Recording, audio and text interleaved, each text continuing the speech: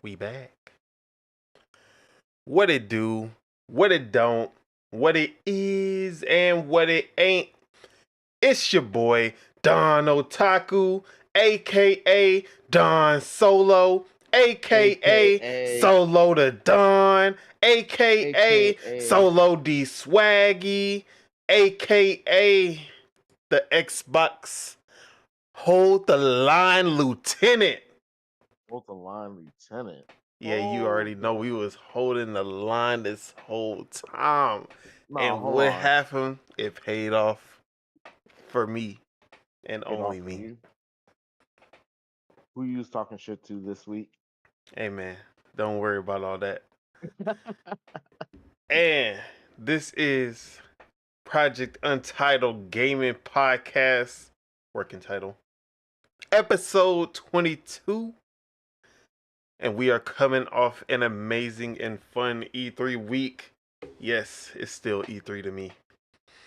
And I am running off of 2 hours of sleep, but just thinking about how good the showcase was is enough to give me the energy I need. Hey man, it was And games on games. That's all I'm gonna say. yeah, I got my kinfolk here. They gonna keep the energy up as well. But we are here to talk about the gaming, the whole gaming, and nothing but the gaming. Nothing but the gaming. But before that, let me go ahead and let's look at our topics. We have, if I can pull it up. Astrobot was the most wishlisted game of this Summer Game Fest and Xbox Showcase weekend. I believe it. Rise of the Ronin has become the fastest selling Team Ninja game despite all the hate and negativity that Doc has been spreading. Hey, you know me. Ubisoft Forward and Dragon Age impressions, since we didn't do live streams for those. More details on the Xbox games that were shown at the showcase. And then we will have a big discussion on, was the Xbox showcase enough to quell the negativity that's been surrounding the brand? Dude, what? I gotta look that word up. But yeah, with that, let's go ahead and introduce the panel. Deadshot Teej, aka Triple Up Teej, aka the Doc, aka the hater of 99.8% of video games. It's me. I'm here to hate. Y'all gonna be mad at me. Y'all gonna be so mad at me today. What's up, man? Don't even ask me what I've been playing. You know what the fuck I've been playing. You know what I've been playing, bro. Do we? I'm sick of this game. I was playing Mario Maker yesterday. Bro, I was getting so mad. I was getting so mad at that game. I was getting so irrationally mad. Like, who would make these things? Isn't that the whole point of most of the levels in Mario Maker? Hey, man. I didn't know it was that. Everything was a death trap, bro. Like, everything. You can't do nothing except just die. Like, these people want you to die. But yeah, that's all I've been playing. The one thing I don't like about Mario Maker is that no one makes levels that you would actually see in a Mario game. Yeah. They just make these absurd ass difficult ass level for no reason. Cursed. Everything is cursed. Curse, curse, curse. Curse, curse, curse, curse, curse. But it's cool though. It was fun. It was fun. I think it'll be a fun thing to stream because I just get so irrationally mad. I'm like, why? Why? But you know, it is what it is. Hey guys. I got nothing cool to say. All right. And then we have year-round Ace, aka Ace, aka the all-arounder. What it do? What go down? What you been playing? What up, man? To be honest, this week, I don't really remember playing anything. Well, I played the finals, actually, with you the other day. Barely. And yesterday we played Valorant, so Valorant on the console, which is actually fun, but I still suck for now. You ain't play X Defiant? You played X Defiant. We're not gonna talk about that. I played one match of X Defiant. I gotta wait till next month to get back on that game. I thought they updated something, but they ain't updated what I thought they updated. So we'll try again next month. All right. And then we have year-round Spitter, aka Spitter, aka the Raging Demon. What it do? What go down? What you been playing? What's good? What's good? I've been playing X Defiant and Street Fighter. Same old games, you know. Oh yeah, and I played Teenage Mutant Ninja Turtles. I think I might get The Street Fighter. DLC. Oh yeah, I we want to get played Street Fighter, but the yeah. You It was if pretty you wanted cool. to. my bad. But yeah, that's it really. Yeah, we played the DLC for Shredder's Revenge, which is the Wait, that already came out? yeah. Did you have to pay for it? Yeah, we did. It was like $7.19 with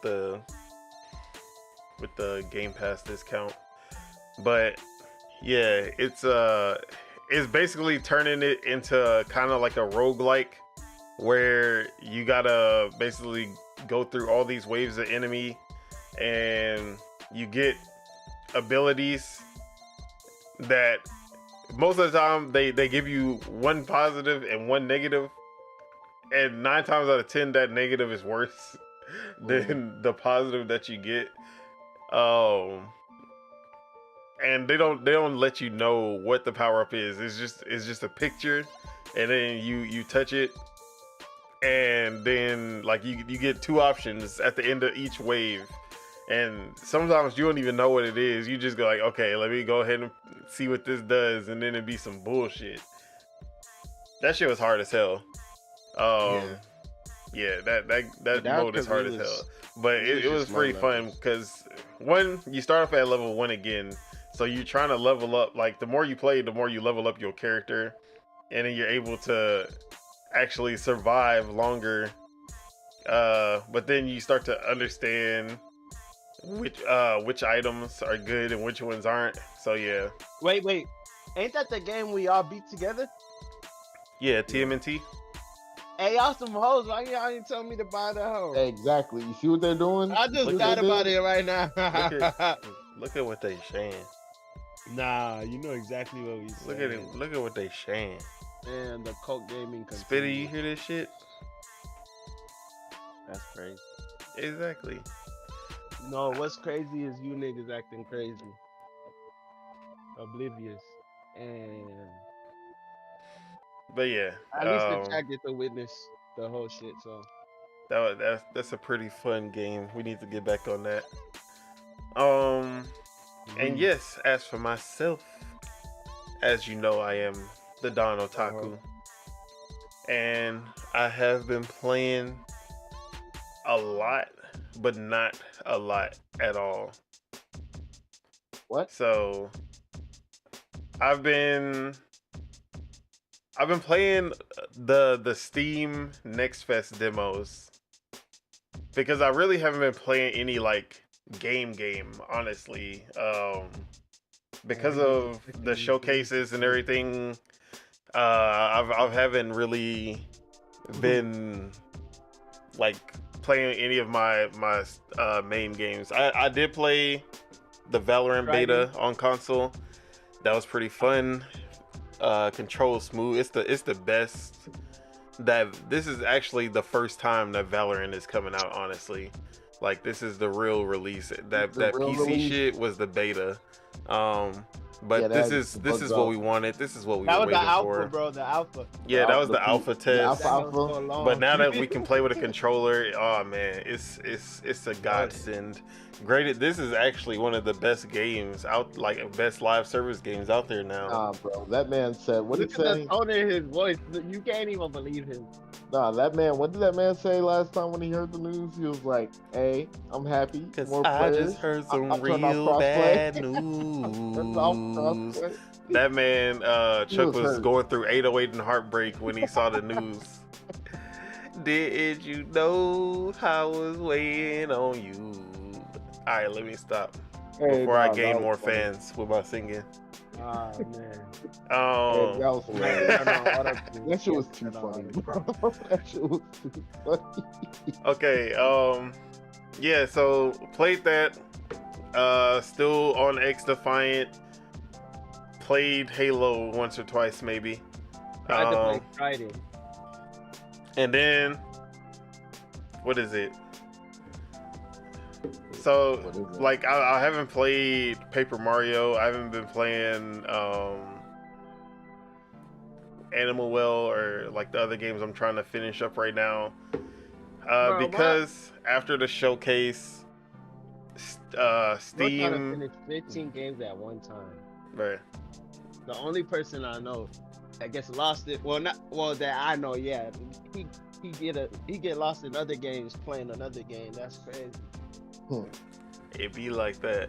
But Steam had their Next Fest where they just had a bunch of demos for upcoming games that were coming out, and I tested out. I played the demos for a lot of upcoming games.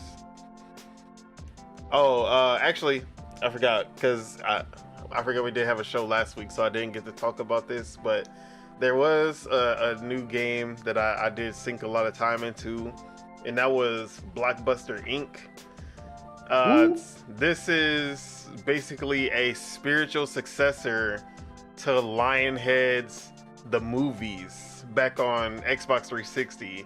And it's basically a management simulation type of game where you're going through you're basically trying to create a movie studio, making movies from the 1920s all the way to the 2020s, and you're just like it's like any other management game, but this one actually has a lot of more you have a lot more control over like characters. Like you can create your own custom characters. You can actually act out the scenes of a movie, and basically you just get to actually like create the scenes and put them into the movie. It's actually pretty cool. And then yeah, I just love management games like that. Game dev story, game dev tycoon, things like that. But this is actually a really good one. Especially, What was the name of the store one? Oh, Supermarket Simulator. Yeah, they got Yeah. gas station simulator too. I seen people playing. But yeah, I was having a lot of fun with that one. Definitely recommend for any of the management and simulator fans out there. And Now they gotta make a pet store manager for you. I think I actually just saw that was created. Like it's one of the new simulator games on Steam. But as far as these Steam Next Fest demos, so I tried out a few of them. Sadly, I removed a lot from my library already, so I probably gonna miss some. But there were some really good ones in there. Starting with Flintlock, The Siege of Dawn, which is coming to Game Pass next month, July 18th. Got a chance to play like the beginning of the game, and you go through the like first few battles, and you're just and I'm like, I was really excited about this game, and then when I was playing it, I was like, man, this combat is not hitting right now. This traversal, it's not hitting out. Like, I'm like, what's going on? This don't feel like the gameplay that I've seen of this game. And then it's before you meet the little fox god thing that helps you out. So once you meet that your companion, then you get like the full access to like you get the actual dodge, you get the double jump, and you get some of your like powers that you can use as well. And then that's when the game just starts to open up and actually feel like really good. So I played through that demo, and at the end of it I was like, okay, yeah, now I'm really excited to play that hoe when it come out in July. Farah, that is another game that this was a game we saw at the ID at Xbox show, I want to say. If not I think it was like the ID at Xbox or the indie game, like Xbox indie game showcase. And it was a survival game where you were like grapple hooking through the air and like using a glider to fly, and you were fighting these big bosses and stuff. Like, this game is definitely super early access, like really unpolished, but the traversal mechanics in this game are so top tier. Like, they just felt so good even in this like unfinished state of the game. Just being able to like grapple and then go into your glider and you're just flying across the map, that shit was so fun. As far as the survival game mechanics and everything, I feel like they can improve on it later, but it wasn't like the best, it wasn't the worst. Very average as far as the survival game goes. They had they did things weird, like you can't pick up a bunch of items and put them in your inventory and then carry them to your base. You actually you can basically only pick up one thing that's in your hands at a time, which is, I was like, okay, you want me to, I'm like killing all these enemies, I can't even pick up their meat or their bones or anything. Pause. Oh man, both of those pause. I can't even pick up like any of the items. I'm chopping down trees. I can't pick up the I can't put them in my inventory. I'm like, okay, what do you want me to do? So you have this village and you have all your like tribesmen. So they want you to open a portal. You're able to open these portals to the village. Then your villagers will come and get all the materials and then bring them back to the base. So you don't actually have to go around picking up anything. You just drop a portal, they gonna come out, pick up the stuff, bring it in. And then even when it comes to crafting and everything, it's like, it's kind of like Power World where you're like making the pals do everything for you. But in Power World you can do the stuff yourself. In this one it's like, no, the tribesmen do everything for you. So like you put up a crafting station, the tribesmen will do the crafting for you while you go do off and do whatever you want. Go fight some more enemies and stuff. NPC slaves and shit. Yeah, so you're supposed to be like the chief of the village, and you know the chief don't get his hands dirty with fucking crafting and shit or carrying items. I guess he just want to go fight, and you know. I know. But yeah, that was a pretty cool game. Me and Ace played a game called Striding. I played it for 10 minutes and then I got the fuck off of that. Let me say this, he don't like Master Keyboard. Wait, was that the zombie game? It's not a zombie. It's like a radiation. Radiation game. Oh, It's like okay. a post-apocalyptic. It's like It's Fallout. yeah, post-apocalyptic World the game War is actually fun, but like kind of shit. when I was having fun, like I was the only person on my squad, so I kept dying. But I built everything. I put the garage and the doors on the whole house and stuff. Like it has potential for sure. Oh, that's what's up. It looked cool when I was watching you stream it the other day. It's alright. They just gotta add audio, like They just need to be add able to talk to controller your support, and teammates, then maybe yeah. I'll think about playing it again. And then I played Blade Chimera. Okay, so Blade Chimera is by the developers of the last Record of Lotus War game. It's a Metroidvania that came out on... I didn't even know anything about it until I just played it on Game Pass randomly and fell in love with it because it has that Symphony of the Night feel and look and gameplay, and it was one of the best Metroidvanias I played in a while. Really good, surprising. So they made a new game, new IP, Blade Chimera, and this is like a futuristic sci-fi, maybe cyberpunkish kind of game.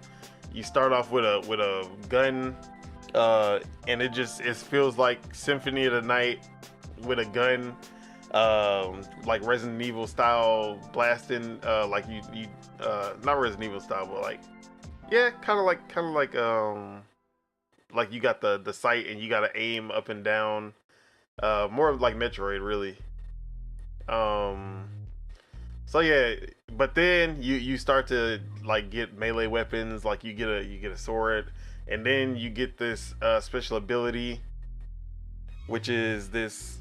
It's like an ethereal sword that can materialize as objects in the world. So one, you can like stab that sword into a wall and then climb the sword to like get up to areas that you couldn't get to before. But also it can materialize as like if there was something that was there before, like say there was a car, but then the car blew up. You can materialize that car so you can get on top of it or use the car as cover if you're fighting a boss. That game was probably the best one out of everything I played so far. That game was cool as shit. Definitely highly recommend checking out that demo on Steam, and then when it comes out, I'm definitely gonna be there day one because it felt good to play. The animation was so smooth, and then they even improved like the lighting. They have like actual lighting systems and shadows for a 2D game, and it really just makes the game like it really looks good. Highly recommend. And then there was a few hentai games I played that were definitely good. X Angels, Summer Clover, and Clororo. Definitely recommend all three of those. Oh man, Freak. You hear this And guy? there's two that I haven't played that I'm gonna get to, and that's the Altars, which I've been excited about from what was it, 11-Bit Studios, I think, which is the one where there's like alternate versions of himself, and they're stuck in that lab trying to survive. I don't even know how it goes, but I've been excited to play that one. And then Once Human is another one that they have a demo for that I haven't played yet. But yeah, was definitely having fun just checking out different games. Oh, okay. There was another game that I was excited for that I was interested in. I won't say I was excited for, but it was called Dustborn, and it's an action game with this black female protagonist. She looked really cool. She uses a bat with a bat and a magnetic arm. Kind of reminds me of like Hi-Fi Rush with the guitar. So she's able to like throw the bat and then bring it back to her. So they had a demo for it, and I was like, oh yeah, bet. Definitely gonna check this out. That game was so ass. That game was so ass. When I say the like, How ass was it? I don't know if it's because they were just cutting like to different sections of the game and it just made no sense. Because like the first thing you do is like this Guitar Hero type of thing. Like they're trying to Like a rhythm game? they're trying to like the kind of setting of it is kind of cool. Not gonna lie, because it's like it's if JFK survived the assassination and his wife was the one that got assassinated instead because the shooter missed. And then he became like a tyrant because of that, and he started like he like became the like he like took over. Like there was no more like elections or anything. He was the only president. He started to like really lock down shit and turn America into more like a what's it called, like a dictatorship. And he has these peacekeepers that call justice that just go around, and they're basically the bad guys of the story. So you're trying to cross into the Republic of America. That's what it's called now at the beginning. No. But they don't really go into like why you're going there, or like why you're on the outside, like you're not a part of the Republic or whatever. So you're posing as a band, go in there, and then you get caught by the justice, and then they're like, oh, you're a band and play something for us, and if like to see if you're actually a band. And then you do this whole Guitar Hero section, which is actually pretty fun. Then they finally got into the combat, and the combat wasn't bad. It was just janky and like weird. But what was aggravating me was the fucking combat banter. You know how Quips? yes, the quip, like The terrible you know quips. how like the characters, they just say random shit while they're fighting. This terrible? game, she would not shut up, bro. But like it was weird because she was like, she would talk and then the enemies would be talking to her. I can't even explain it, bro, because maybe have conversations basically. like, because she would like say, like she would like do her, like just yell out attacks and shit, and then the enemies is like, why is she talking to herself, and like, why are you talking so much? And she's like, this is how I get hype for the fighter, like. And then I'm like, the dialogue was just so fucking bad. Oh man. It was aggravating the hell out of me. Just I couldn't even enjoy the combat because of it. Yeah, I don't know what they were thinking with that shit. But that single-handedly turned me off the game. See, I like quips, but if they get corny and cheesy quick, it's a terrible feeling. Like Spider-Man quips. I don't mind Spider-Man quips, because they're just short and to the point, But like having a whole conversation, like almost like a fourth wall break in a way. So annoying. Yeah, there was like no, she never stopped talking during the fight, like, and it wasn't like a cut scene type of thing. It was like every single fight, she's just talking and will not stop talking. But yeah, that's my Steam Next Fest little review.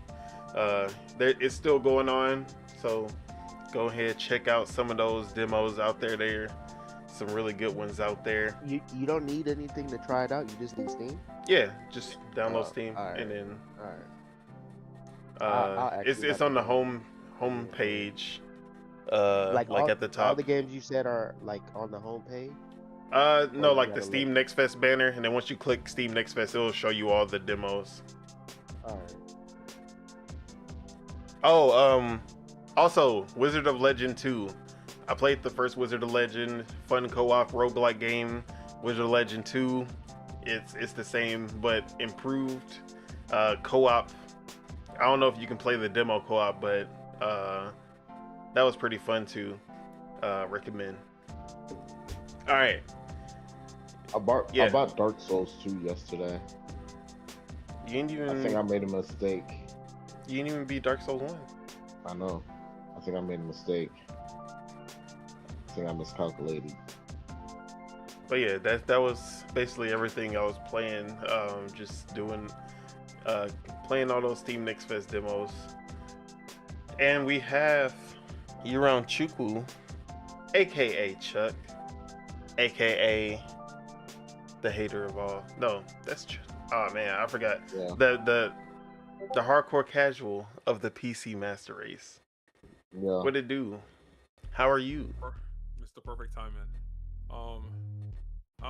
I'm doing okay. You know, happy to be here.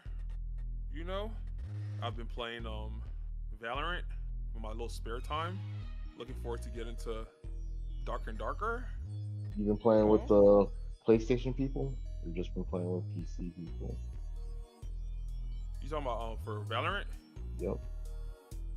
See, he be wanting me to. He you know, I like what he does. You know, we don't acknowledge those people. So that's what he wanted. He wanted that. We don't acknowledge those people. I'll take that as a no, big dog. We don't acknowledge those people. So yeah, you know, we ranking up. You know, had a couple good matches. I haven't seen my Valorant coach in a minute, but that's a different story. And shout out to Turbo whenever we get to see him again. Hey, what did Turbo do? Same old, same old. Sheesh. Oh, he did not coach you. He disappeared. Oh man. Same old, same old. Hey, don't look at me, man. Don't look at me. I don't know why he does that. Same old, same old. Well, yeah, that was it for this week. Hey, hot take. You know, be the easiest way to get your rank up on Valorant What? by turning off crossplay. There is no crossplay with PC. There is no crossplay with PC. Yeah. No better. Oh, Like I no said, better. We don't acknowledge those people. Oh man. Hey, that'll be easy rank though. Half the people that hop in on Valorant right now, like on PlayStation, don't know what the fuck they're doing. That's easy XP. But never mind. Yeah, Hey. Then you were gonna take advantage of them if they did that. Y'all should have. I would have allowed it. They didn't let us. You feel me? That would have been fun. Like, and we could end the debate once and for all. Once and for all, right? See, They don't want that. now that Chuck is here, I can bring this up Uh-oh. because I've always had this theory that PC Master Race guys are literally just mobile game players in disguise. Uh-oh. Okay. Because there was a game that came out on Steam that just blew up, took over the Steam charts. Power? 420,000 concurrent players, Elden Ring? and Elden Ring. everyone's Guess it's not funny because talking when you about say this what it is, it's game. gonna be more funny. Everyone's No, talking no, about this Triple A. game, and like, man, all the PC players are just like, yeah, bro, like this is what we're here for. This is Wow. peak PC gaming at its finest. Look at And what I'm you like, talking about man, there. I need to see what this amazing, like graphically intense, top tier AAA game is all about. What could he be talking about? The game that I is can't now the 4th most played game on Steam and has surpassed the concurrent, like the peak player counts of games like Destiny 2 and Look at the first game he mentioned. Destiny 2 and Apex Legends and wait, I don't know if it surpassed Apex, but like Call of Duty Modern Warfare 3 and all these games, some of the biggest games. Talking about The game is banana. wow. Oh shit. That's funny I because already I just got it for Steam too. I haven't Oh touched it. shit! I Wow. haven't Banana. touched it, but I do have it. You This see what's going on? All the This non-PC is the master game. racers have it, and all the PC master. This is my first time hearing about banana. this is the game that PC Master Race is And I think it hyping was up. Banana Taffy. Banana. You know what you do in this game? What You do in click this game? the banana, and then the timer, like it's a clicker. The same type of games you see on mobile. And It's you a just clicker. keep clicking the banana, and then the number goes up. It changes into different bananas, and you're like, "Ooh, I got another cool banana, You get? Do they got plantains? bruh." When I found out that this is the game Bro, that's been I'm- taking over the Steam charts, I'm I first knew off- it then. First I off, remember wait, waking up to that. I remember waking did up to you- that. This is Who when did I you find knew this out from? you know what's funny? that I'm about to remove that game from my account. right banana Nah, I keep that is same like energy. Steam. It The was PC free. Master Race and the mobile game Master Race are the same characters, Look what different he's saying, skins. bruh. Look what he's saying, bruh. So if that's the case, why is Candy Crush not top on Steam? Because it's not on Steam yet. But once Why is it once not on Steam once yet? Microsoft gets that into Steam, oh, Candy Crush, 200 million players on Steam, You gotta remember, crazy. Candy Crush will always be a top 10 game on Android and Apple, bro. Exactly for mobile people, but it don't translate to PC. Oh yeah, it will. It will. Oh Bro, yeah, all it, the little okay. kids- So no, Banana Chuck, you did gotta remember, surpass all the little Apex kids- Legends. All the Yeah, little kids. you Banana met, surpassed never said- Apex Legends. That's man. all the little kids you Bruh, ever met that said the you got thing is- phones on your game, they're adults now. They're having kids now. Their kids are doing the same. Hey. He acted like that's not just first day hype, and you feel me? Monkey see, monkey do, but it makes Oh, sense. Banana, man. monkey see banana, monkey do banana. Oh, Like man. literally, bruh. Like this is my first time hearing about it as a PC Master Racer. Nigga, you don't Me- pay attention to anything. Me, I'm just cheap. I download shit for free. If I see it's free, I just steal it. So, moral of the story,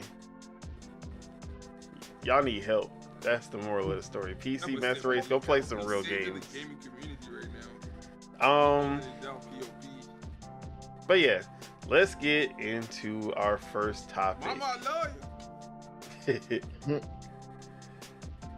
Was that for PC? All right. Yeah, for the motherboard. So this I is like that, this I is like a that. special discussion that I wanted to bring up because I got jumped on Twitter, and when I get jumped on Twitter, I always got to bring it here. You Because get jumped weekly on Twitter. He deserve it. Mhm. Gaz, formerly of Game on Daily, Septic Sauce, shout out to him. He basically just like tweeted, he was like, he prefers trophies over achievements. PlayStation trophies, obviously. Yeah. And a lot of people prefer PlayStation trophies over achievements because you get that platinum for finishing a game, and that's like the bragging right. While Xbox doesn't really give you like anything special once you get 1,000 out of 1,000. But they got the what's it called the special achievements. I forgot. The what they rare? called. Oh yeah, the diamond ones. Yeah, I Yeah, mean, they got that. those Bro, I got rare I achievements got ain't even rare PlayStation, half the those time. trophies are lame, bro. And my thing is, okay, so with PlayStation trophies, like Mhm. whenever you collect trophies, is there like a trophy point system? But you know how we got like gamer score? Is it like a trophy score system? It like shows like, oh, I got Right. 300 platinum trophies, And then 1,000 do they gold get, like, trophies. discount for that? Do they get any reward for how many trophies they got? Of course not. All right, so that's the end of the discussion right there, because Xbox gives discounts and rewards to depending on how much gamer score you got. You No, can they actually don't. redeem all that shit. Yeah, they do. No, they do I not. they do. If I you don't didn't know know. about it, shame on you. They have I don't Microsoft rewards. You do get, if you unlock achievements, they do give you Microsoft points. Bro, you But can look it up. They do not There's a give thing you. for depending on how much. I'm telling you, bruh, it was a whole thing. I was getting the rewards. Depending on it was tiered by depending on how much gamer score you have. Look it up. So if that's the case, and that's the end of the conversation right there. Look, I don't even know. I don't even know. I can't speak on it because I don't know. I know, cause I redeemed some of them things. I'm pretty sure you're talking And about he's Microsoft PC rewards Master and not Race gamer redeemer. score. Yeah. I was an Xbox before I was a PC Master Racer. Oh man. If I'm not higher than Randy, I got the second highest Gamer score just for bragging rights cannot be redeemed for anything. Did they just I'm change it 100% recently? telling you that you're talking about Microsoft reward points, not gamer score. Oh man. But let's move on. Wait, hold on. I got you. Okay. Oh, So like I said, while you looking it up, what I'm saying, yeah, I'm gonna look it up. But what I'm saying, actually, I went through the whole thing on my Xbox, but we can move on. So he was just talking about how trophies is better than achievements, Xbox achievements.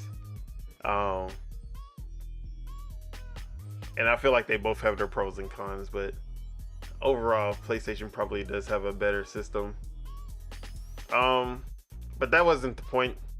For me, I had to put it out there. Because I've been holding this in for a while and haven't had a reason to express my disdain for achievements and trophies. So I went in and I was like, neither of them should exist. They should go back to not having achievements and trophies. None of that should even exist anymore because they only distract from the gaming experience and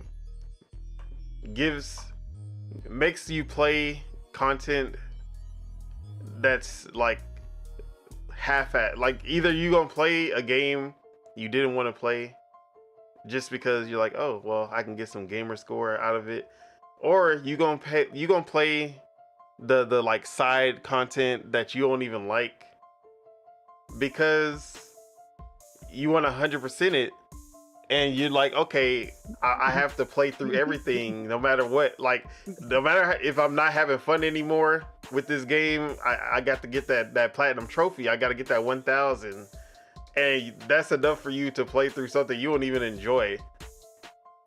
And it gives value to bad content. And that was my reason. I'm like, if there was no achievements, no trophies, a lot of people would be like, man, like why am I playing this shitty side content? Like if it's like a Ubisoft game, for example, imagine like if you had to complete all the side quests in like the Assassin's Creed games and Far Cry, like 50% of that is garbage and just useless fodder. But you would do it for that platinum. You would do it for the 1,000, and it's like, bro, if that wasn't there, you'd be like, hell nah, I'm not even playing that shit. And that's what I mean when I say like achievements and trophies just give value to developers who made bad content. All right, my bad. Whenever you were done, I found what I was looking for. Put it in the backyard. Oh, okay. Hold on. Well, it's not really a thing. It's just it was once a thing, and then it died, and it became Microsoft Reward. The Microsoft Reward shit. It was Xbox Reward Program.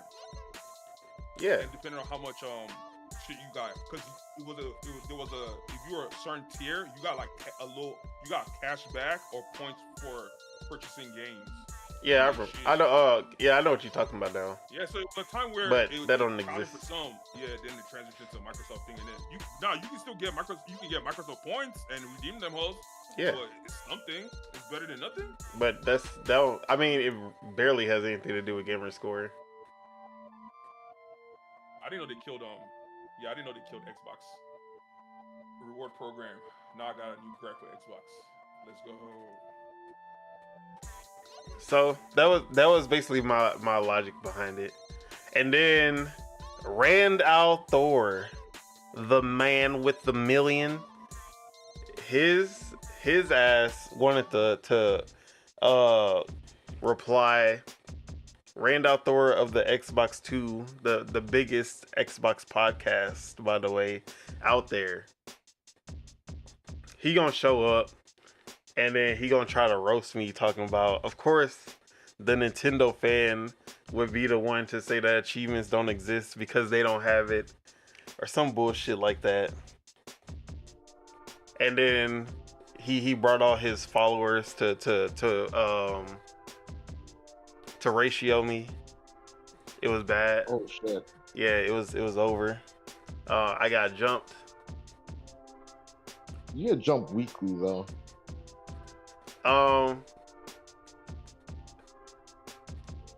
But yeah, but really I just wanted to bring up, like, to y'all, like, how do y'all feel about achievements and trophies? Honestly, I don't care. I never really cared for achievements or trophies. Like, my own achievement is whatever I do in the game. Like, if I'm trying to beat the game, like speed run it, that's my achievement. Or if I'm 100% in it, hey, that's my achievement. I don't need the game to tell me, hey, thanks for 100% of the game. I mean, that's cool, but at the end of the day, like, I know that's what I'm trying to do, dumbass. But, you know, I'm not going to hate. If you like achievements, hey. You don't like them, hey. Don't affect me none. Spitter? I like achievements. I'm not the type of person to like go look at achievements I feel like that in certain games, but I understand what you're saying. I feel like people like achievements is a notch on your belt, right? But who gives a fuck about your belt at the end of the day? Unless you're like the fastest, unless you're like a professional road record holder, then yeah, I kind of see why that would be a big thing. But if that's not the case, then Yeah, so That's what I expect from y'all. But like I said, as an OG Xboxian, you know, it's stripes. You earned your stripes. You know, so it is what it is. Like, if you see somebody with a high gamer score, you nod your head. incel. no, when I see a high gamer score, I be like, yeah, they play some bullshit. That sound like a hater to me. Because Randall Thor, the man with the million, has always told the stories of how he got his million gamer score. That's why he's called the man with the million. He got to go on stage at Xbox E3 or Xbox Fan Fest, and you're listing his achievements. The games that he had to play to get those easy 1,000 achievements, like Barbie's Horse Adventure and all these other bullshit ass games, and he would play those because they would give him quick achievements. Yeah, well-rounded gamer. Huh? He's a well-rounded gamer.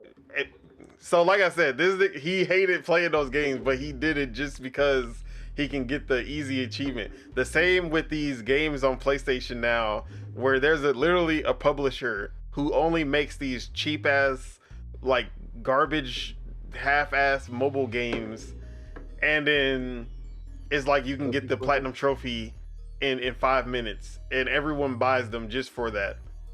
And then people out here flexing, yeah, man, I got 5,000 platinum trophies. Nigga, you played 4,000 garbage ass games that you would have never bought if that shit didn't exist. Sound like a hater to me. So, like a hater to me. You feel me? And like I I said, being a OG Xboxian, it meant something back in the day. yeah, Like, it meant something back people, then before yeah, it was exploited, basically. you can do that, but real still recognize real. So it's not meaningless, you know? And you can spot a new from a mile away. It is what it is. Nah, that shit lame. No, I'm playing. The achievements, Blood, sweat, and like tears, TJ. like Blood, Teach sweat, and just tears. said, That does nothing for me. Like, congratulations. the achievement should be in game. It should be something that is expressed in the game. When you 100% something, that should be something like, I shouldn't just get an achievement. That should be something that is like, oh, you got the ultimate keyblade or something, Yeah, something got crazy happens in the game because you 100%, or like there should be some incentive other than fake digital points that you can't do nothing with. Well, back in the day, games like Crackdown, whenever you beat Crackdown, you unlock God mode. Shit like that. That's what I'm saying. But 9 times out of 10 games today, they're just like, ha, thanks for playing this half-ass content that we put in the game. Here's your trophy. Ace, how do you feel about achievements, trophies? Hey, I'm achievements over trophies. And weak ass trophies. That's all I'm gonna say. I've had PlayStation for some years now. I've had Xbox for a minute. But yeah, I just needed to release my hate, let it out, because it's I don't know, man. I do know it's not worth it. Take that shit out. There was a point in time, if you went on someone's thing and they had 1,000% gamer score in Gears of War 2, that meant something. Yeah, but in Gears 5, that they don't have none of that. There's no beat the campaign on insane, or get like whatever, how many kills in multiplayer. None of that shit exists anymore because they want it to be easy to get achievements and trophies now. They want it to be easy for you to get the 1,000. Exactly. I blame PC culture for that though. That's that participation trophy shit. You see? You know? That PC Master Race that PC Master Race culture. That's crazy.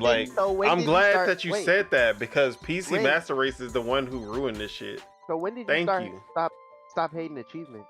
Exactly. When did you start hating achievements? When you literally have 101,000. I started hating achievements when I started playing great games without achievements, and all of the achievements was in game, and it was actually like achievements were still there, but it was all things that you do in game, and it was your own, or what am I trying to say? Exactly, a bunch of because what I'm looking at, I just went to achievements. I'm looking at Gears of War 5. Most of the achievements I got from Gears of War 5 was just playing the game. Like the achievements I got were like, play this multiplayer match how many times, win in every like multiplayer mode. They got the re-up 20 times. That's when it's pretty much it's like Call of Duty's prestige thing. None of those sound easy to me. They got the collectible I mean, winning stuff. in every mode is easy for sure. Yeah, like the ones that are easiest, like the ones that say complete a match, like that. Yeah, like I understand that. But those been there since Gears 2 though. But they do Achievement, have like- ones. They do have ones where it's like reach. Yeah, like they do have achievements where. The 20 prestige one, yeah, I can see that. Yeah, because I was trying But to. do see they if still have ones the that beat that's what I'm complete trying to on look for. insane Yeah, difficulty yep, or whatever? yeah, pretty much. Yeah, they do. Insane Chapter 1. If you beat it, they'll give you a 100. What you call achievement? No, it wasn't just beat it on insane. There was like beat it on insane without dying. I think that was the hardest achievement on 360. You have to Oh, you beat talking? Okay. the insane on like you have to beat it on insane without dying. The only thing I can say with achievements is whenever they brought in the diamond achievements, I feel like after we started getting our diamond achievements like randomly, I feel like some games just had that in there for like just to make people happy. Cause I don't know what game it was, but it was, bruh, after we learned out what diamond achievements, I feel like it was like a year or two later. I swear I played this one game, every achievement was a diamond achievement. I was like, bro, what? But yeah, I still mess with achievements. But yeah, I can't say no trophies because I never got a trophy, so I can't really speak on trophy. But for achievements, shout out to Xbox. When I had a PlayStation, trophies just didn't hit the way you got them. The sound just didn't hit compared to Xbox. Yeah, it just didn't hit. So I can't really talk about trophies myself. but yeah, shout out to Nintendo because Oh yeah, that was the whole thing. The end of it, he just wanted to shout out Nintendo. That's all he did.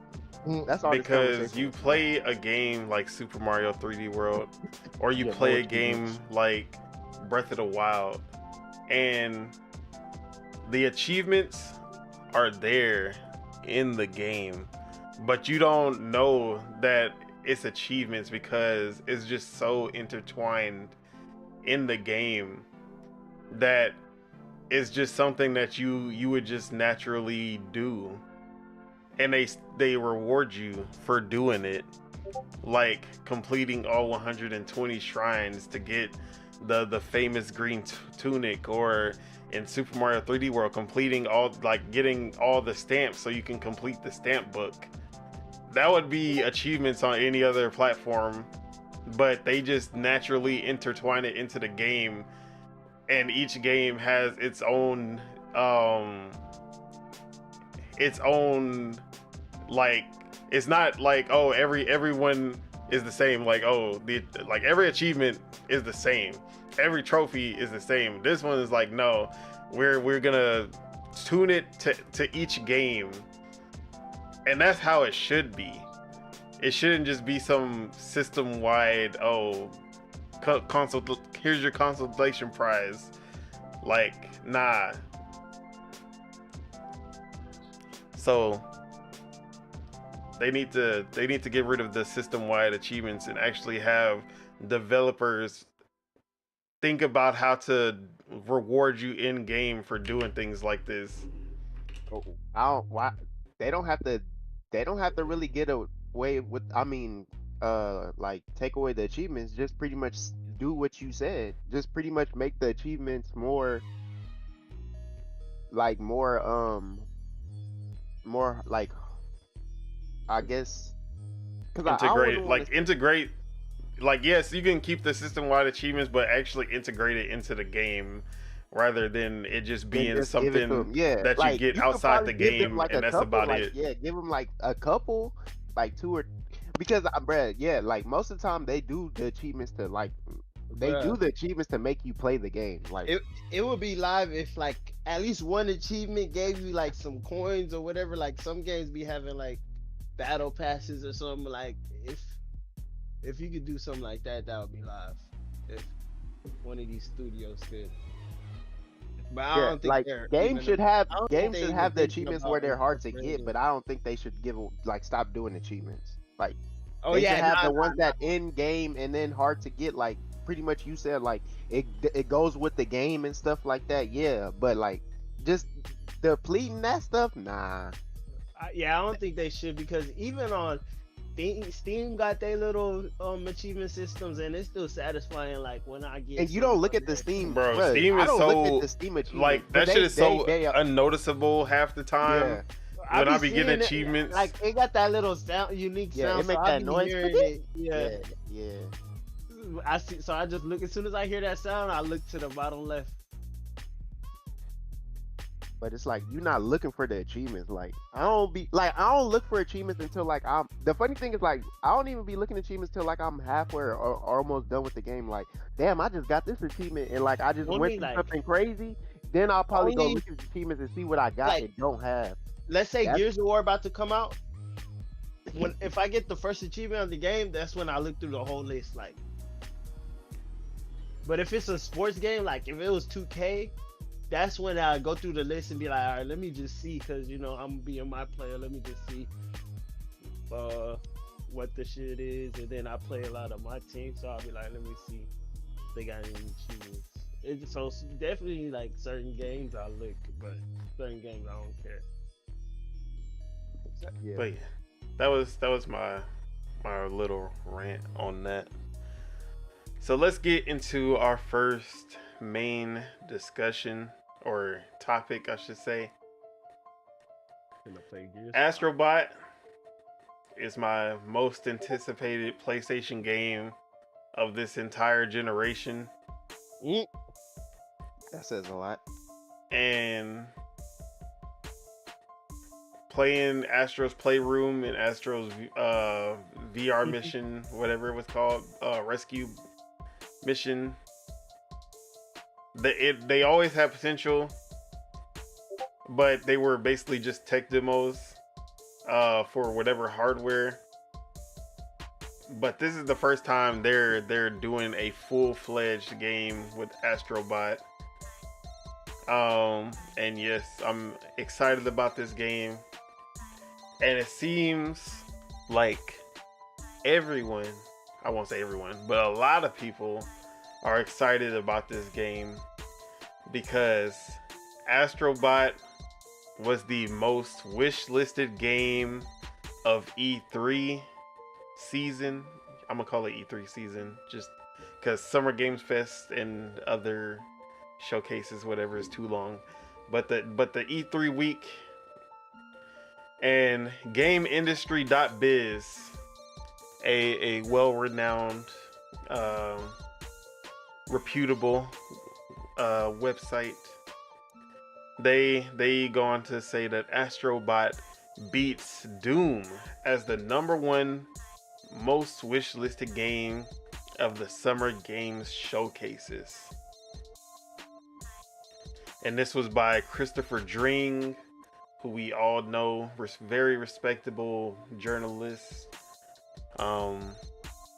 So yeah, I just wanted to bring this up to bring some enjoyment, or I said enjoyment. So some just to show like, hey man, Astrobot is out here. We hype for Astrobot, bruh. But like to see it over games like Doom, like Gears, what else was like big? Fable, Perfect Dark, all these. Well, I don't even know if you can wishlist Perfect Dark. But yeah, man, like it was cool to see this game that you really don't really see from Sony in the first place, for the most part. Like these platformer, these non-realistic story-driven games. Yeah, like this is gonna be a good dub, like a pretty big dub for PlayStation. But yeah, how are you feeling about this news that Astrobot is the most wish listed? Not to be a hater, but who does the wish list stuff? I wish list games all the time. Like I said, who does the wish? You're a nominee. Yeah, I don't Oh really. no. I be wish. Nah. See, like whenever like now that these games, even before the game fest and all this stuff been happening, I be wish listing because, bro, sometimes like I see so many games like I'm never really gonna even know, like, and then there be Exactly. games You gotta that keep I up. want. There The be only- games that I might want that go on sale, so I wish list, and then they be emailing you and like, oh, when the they go game on your sale. wish list. That's Yeah, why I wish so- list. Only See, game I- my wish list was Street I Fighter. wish list stuff on CD keys. Now, see, I don't wish list stuff that I already know, like games that I already know is coming and stuff. I don't wish list. I need it, that like, still. I'm and I'm a not fan paying of full them, price for nothing. You Hey, gotta Kingdom wish Hearts list is on stuff. sale. It's like you shopping on Amazon. Something you probably not gonna think about later. Like that's what you Yeah. wish. Kingdom Hearts is on sale right now. Like, I'm not buying Kingdom Hearts again Why you for the lying? 5th time on The fifth another time. platform on another platform. PC Master Race. because I already have the Epic Game Store one. So, Oh man. but yeah, Teach, how you feeling about this? Wait, what are we talking about again? Astrobot being the most wishlisted game from the Oh. E3 show It's cool. season. I like it. It's cool. I mean, you know, I'll say this. Sony for some strange reason, most of their games, like, they be tripping, bro. Most of their games are adult orientated, like cinematic, theatrical, fucking QTE releases and shit like that. So I kind of see why, because you know adults will like this game, kids will like this game, everybody like for everybody. You know what I'm saying? So it makes sense. It might be their most original title yet, even though you know we seen what happened to Foam Stars. That's all I'm gonna say. We seen what happened with Foam Stars. Shout out They Foam wasn't Stars, thinking when they made Phone Stars. They was just bro. I mean, that's Square Bro. Enix. We can't blame Sony for that. they was trying to. But get we the can blame Splatoon Sony for having bad enough eyes to to let Yeah, it- pay, we're gonna- pay we're for the gonna- exclusivity of that. Yeah, that was crazy. Yeah, paying for That game probably exclusive- would have did better if it was on everything. I ain't even gonna lie. Yeah, it would have. It would have. Bro, there's only 3 people watching it on Twitch. And Yeah. Chuck, how are you feeling? You think it's cool to see Astrobot as the most wishlisted game of the showcase season?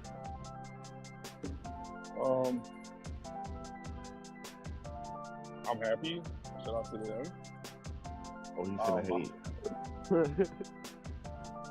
Shout out to them. Yeah. Shout out to, if I had a PlayStation, I would also wishlist the game also.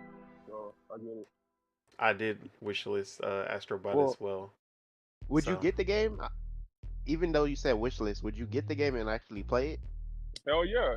I got a whole bunch of I got bruh. Nintendo. Nah, I know you got Mario and stuff. No, like that. I got Zelda exactly. So I'm like, why wouldn't I? Is one of them. So Chuck, would you get PlayStation now? the live thingy. The You need- the you- um the you need that to play PC the they game? got a PC thing. Oh yeah. Whenever they decide to, whatever games they put on PC, I get on PC Sheesh. because I got Spider-Man, Horizon, God of War. And Last of Us Part 2 got leaked. That's about to come over too.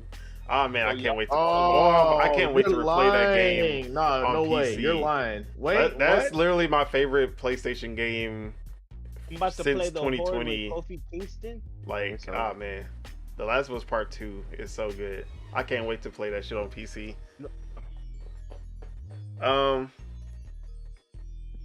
But yeah, man, like this was like cool to see. Like PlayStation really got a good dub on their hands, seeing all these people wishlist this game at #1 over all these big titles like But see, Doom I don't and know Call about of Duty the leak. and That's all what I'm saying that. right here. And It's because psych! people wish this. You I thought think- that I was about to Wait, give hold on, praise hold on, to hold on, fucking hold on. PlayStation? Y'all niggas Oh, thought man. that this shit was Oh, sweet. man. You really thought that I had. Y'all thought that I was gonna actually give real praise to these guys? Yeah. Let me go back to this because this dumb fuck. You thought I actually cared about Christopher Dring, this piece of shit? You thought Oh, that Game man. Industry Biz was actually a my God. reputable I like this. source for any Oh, information. man. Are you fucking crazy? Wait, it was So let me fake get news? back to the Yeah, real no, me. like, bro, Let me people show about you Call of what Duty, I'm really man. talking about here. Because look at this. This was Yeah. from IGN playlist data. Why you debated me? This was wishlisted the most on IGN's playlist data. Not IGN playlist from data. PlayStation, not from Steam, not from Xbox. This is from IGN's little curated playlist that they So why have did you where debate us you're able to like go this? on IGN and That's how their IGN gets users are able how IGN to get people. put games into their little playlist and like, yeah, man, I want to wishlist this game. And on IGN, you know, the place that's ran by nothing but fucking PlayStation fanboys. Yeah, it was the most wishlisted game. Over 43,000 gamers use it. Oh wow, 43,000. That's such a great sample. And GameIndustry.biz, Christopher Dring. Yeah, we know Christopher Dring. Fuck that nigga. Fuck that nigga. Fuck Oh, him. Man. Christopher Dring. That man is a PlayStation fanboy to the core. He's always looking to. He was Xbox tax. So yeah, game industry. And then you start to go deeper into the situation. You start to look through the leaves. You peel back the painting, and there was another painting behind that painting this whole time. Pentiment. Uh-oh. So let me go back to, because we actually didn't talk about this before, in our podcast, but there was something that happened with IGN about a couple months ago, where IGN had acquired Gamer Network, Oh yeah. and that was a bunch of their competitors and other publication sites that did gaming news. And who was under Gamer Network? Who was under? There was what? GameIndustry.biz. Oh, they're owned by IGN now. Eurogamer. Oh, they're owned by IGN now. Rock Paper Shotgun, VG247, Dicebreaker, and they have holds in games. They have shares in Outside Xbox, Digital Foundry, and Hookshot, who owns Nintendo Life, Push Square, Pure Xbox, and Time Extension. All right, so what does that mean, Randy? What does that mean? What does that mean, Randy? What does that mean? So you go through this article that this fucker wrote, and you see towards the end, GameIndustry.biz, which is now part of the IGN group of websites, will continue to publish IGN playlist insight and data moving forward. Oh. So, just to show you like how much this list means fucking nothing. You have Astrobot at number 1, Doom the Dark Ages at number 2. Okay. You have Gears. Yeah. Bruh. You got Perfect Dark. Ooh, Assassin's Creed Shadows. Yeah. Oh. Now, we all know damn well that there is one game that comes out every year that is literally already the number 1 on every single like Steam, Xbox, the most pre-ordered game out of everything. Steam, Xbox, PlayStation, it's already number 1.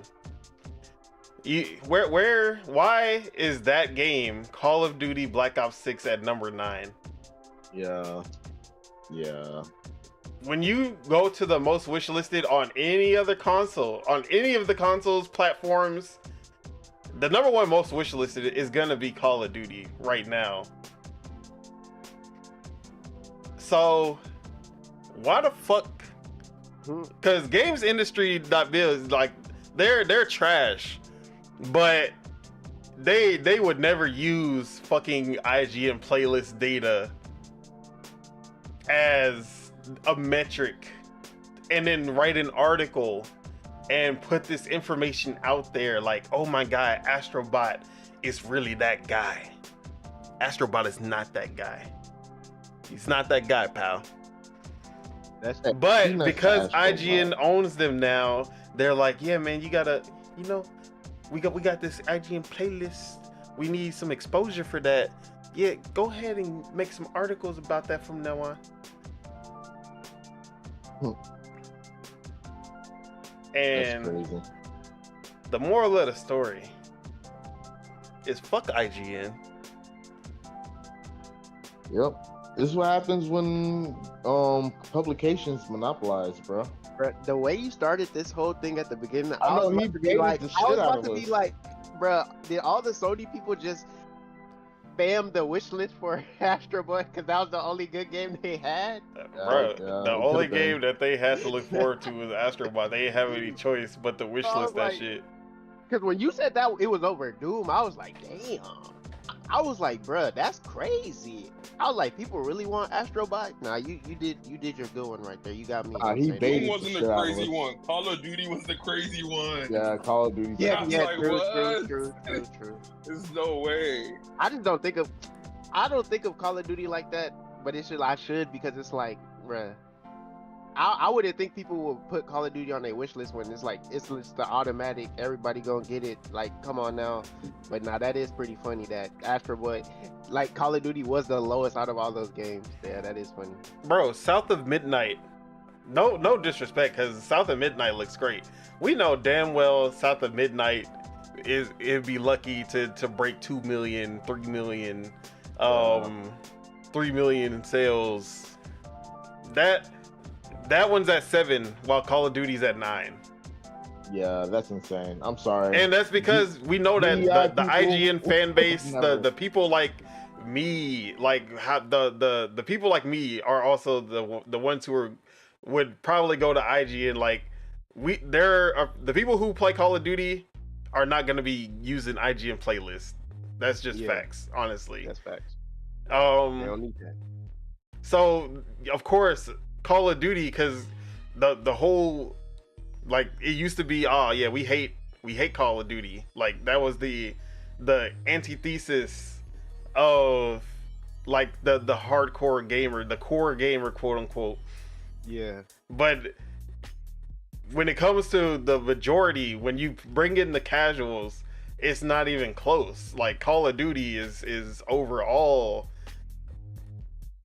like, the Call of Duties, I'll say GTA is big with all hardcore and casuals. Like, GTA is just that guy.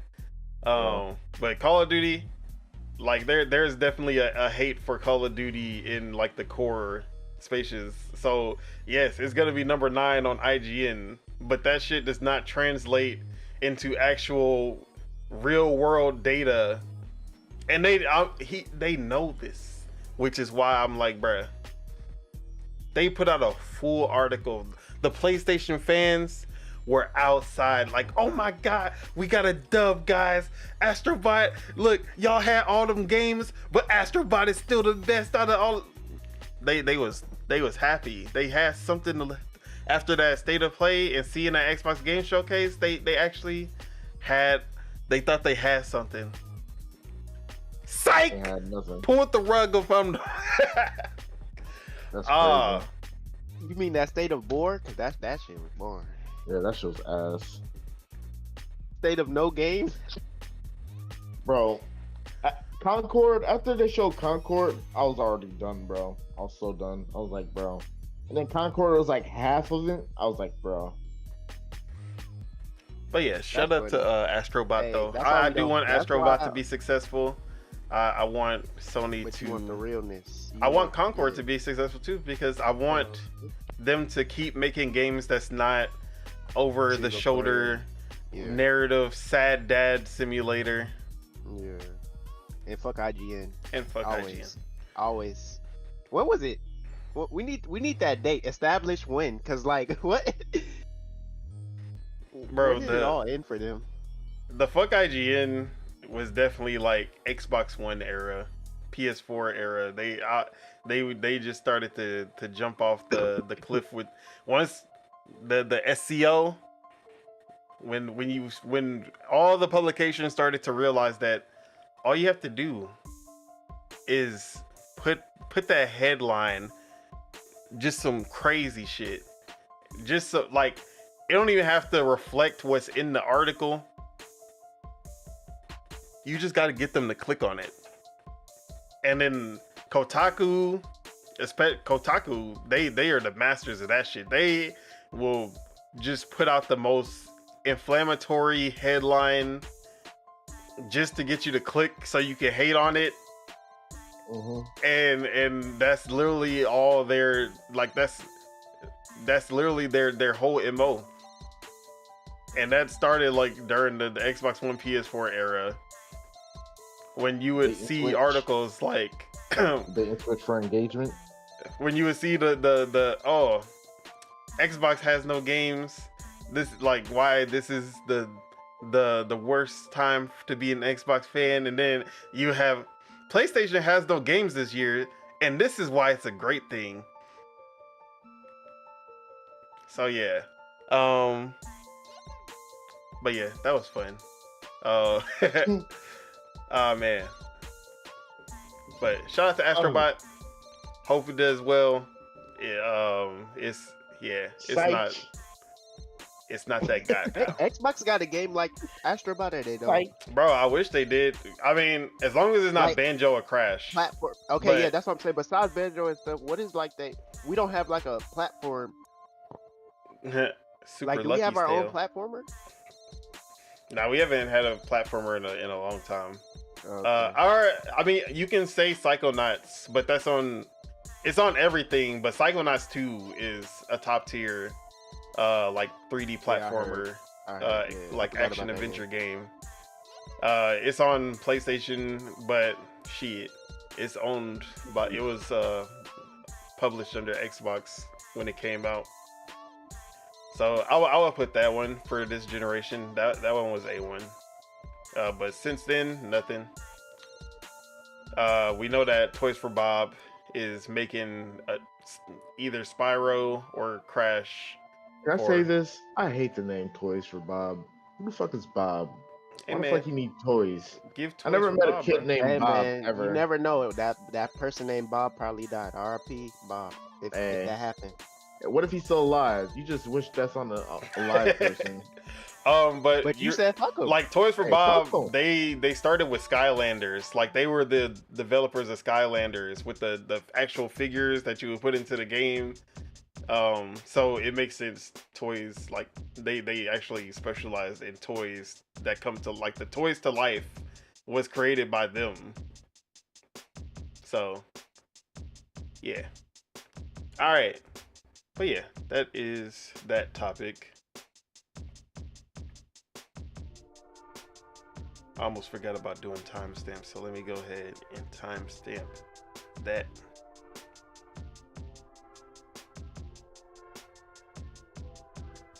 Stamped it.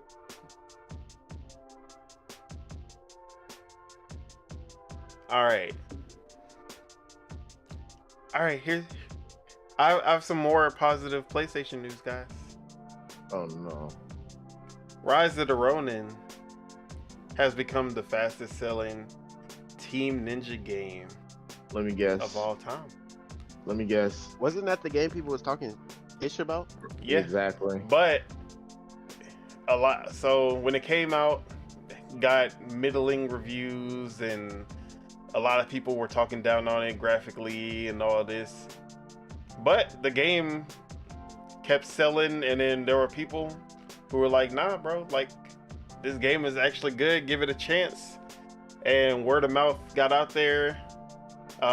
We even had some bagels. He even said like it was like way better than people give it credit for, and it only gets better over time. Like it starts off like kind of, but then like as you keep playing it, it gets deeper and the gameplay gets better and everything. So a lot of people That's okay. have still been like the sales actually started increasing post launch, and even in Japan, it's been selling like really good over there. So like since the launch of it, so word of mouth has basically been getting that game more sales, and probably going on sale also helped, but they were able to get to the point where it was now the fastest selling Team Ninja game,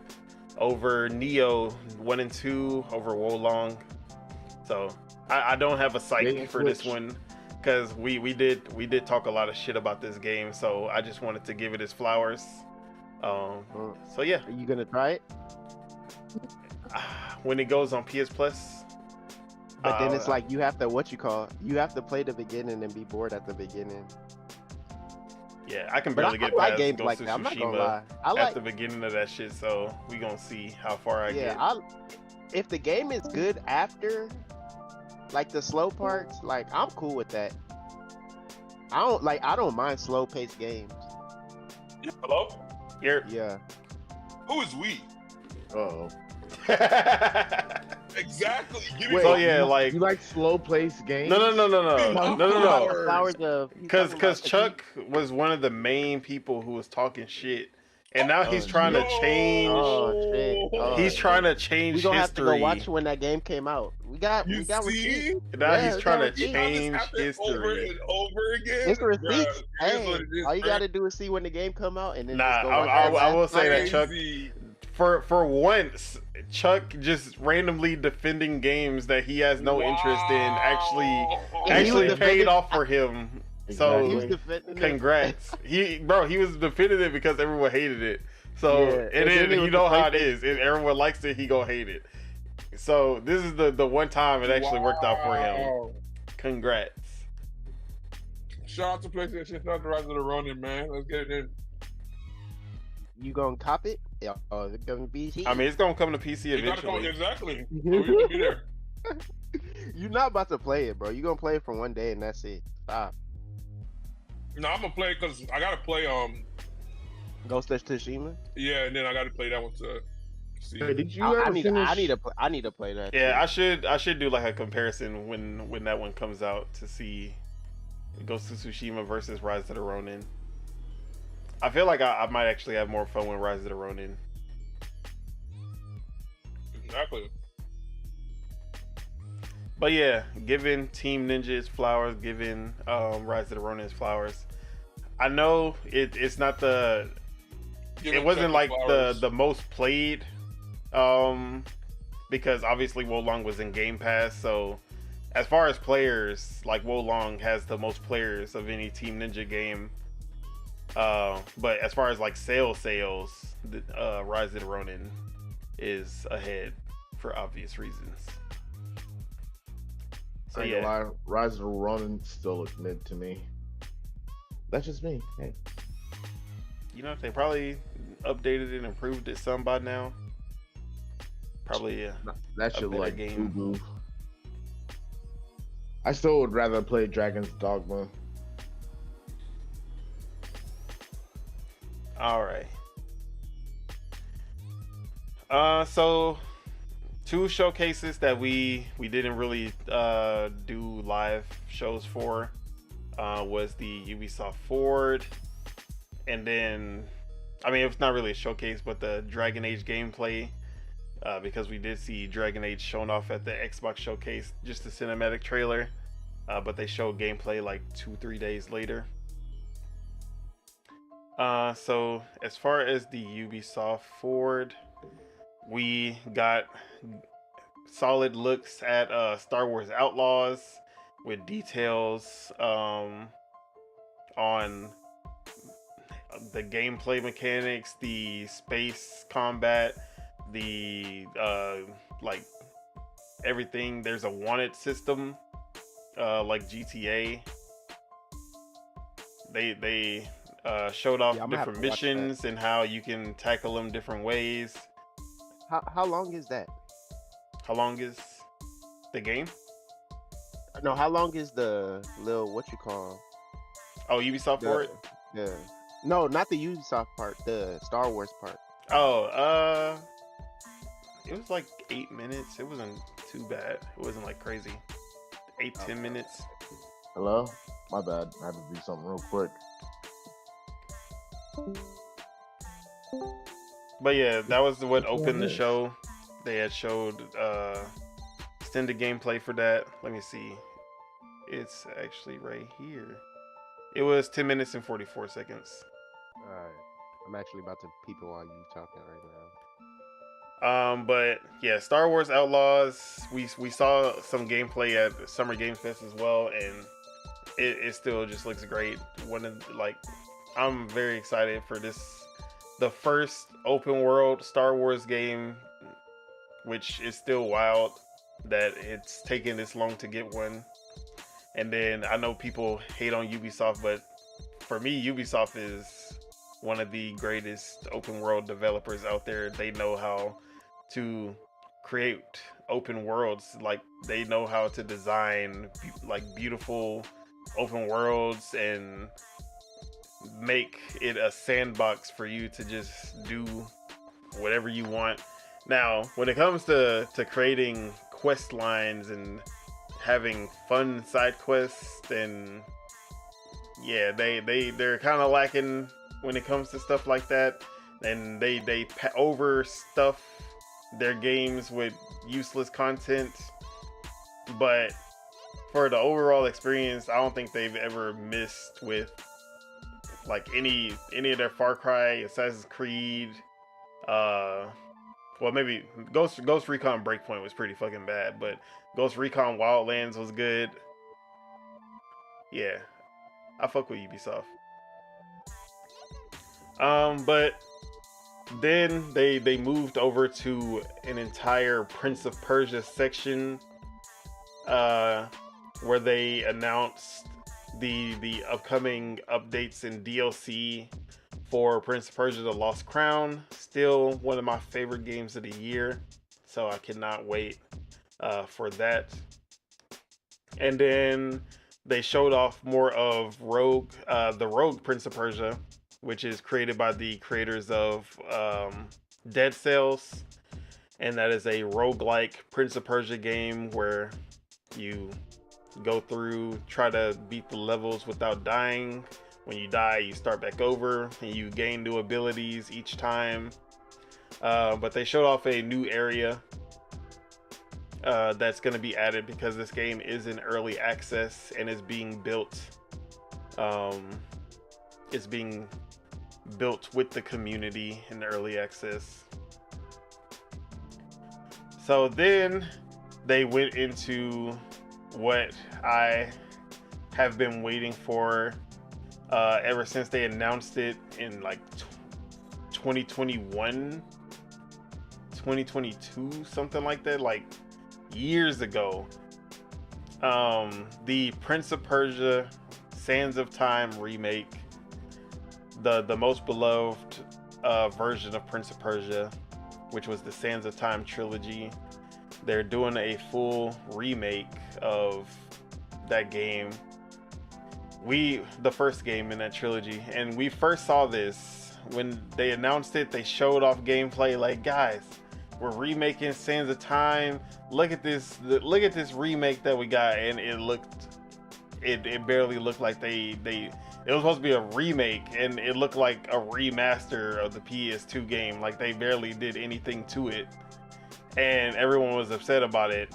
Or I won't say everyone, because I really didn't care. I was like, I just want to be able to play Prince of Persia like on modern systems and without it playing like ass, because the PC version doesn't have controller support. So yeah, if you try to like remap the controller, it just does not work as well. So that's really all I cared about. But people complained about the graphics. They were like, okay, whatever, we gonna go back, we gonna cook it up and make it how you expect a remake to be. And then it has been fucking 5 years since then, and they're finally talking about, oh yeah, here it is, guys. This is the Prince of Persia: Sands of Time remake. We're about to show it to you. These motherfuckers blue balled the fuck out of us. They showed a candle going, like a burnt candle, like going back in time to a unlit candle, and then said 2026. That was probably the moment of the show that pissed me off the most. That alone, man, I was so bad when I saw that shit.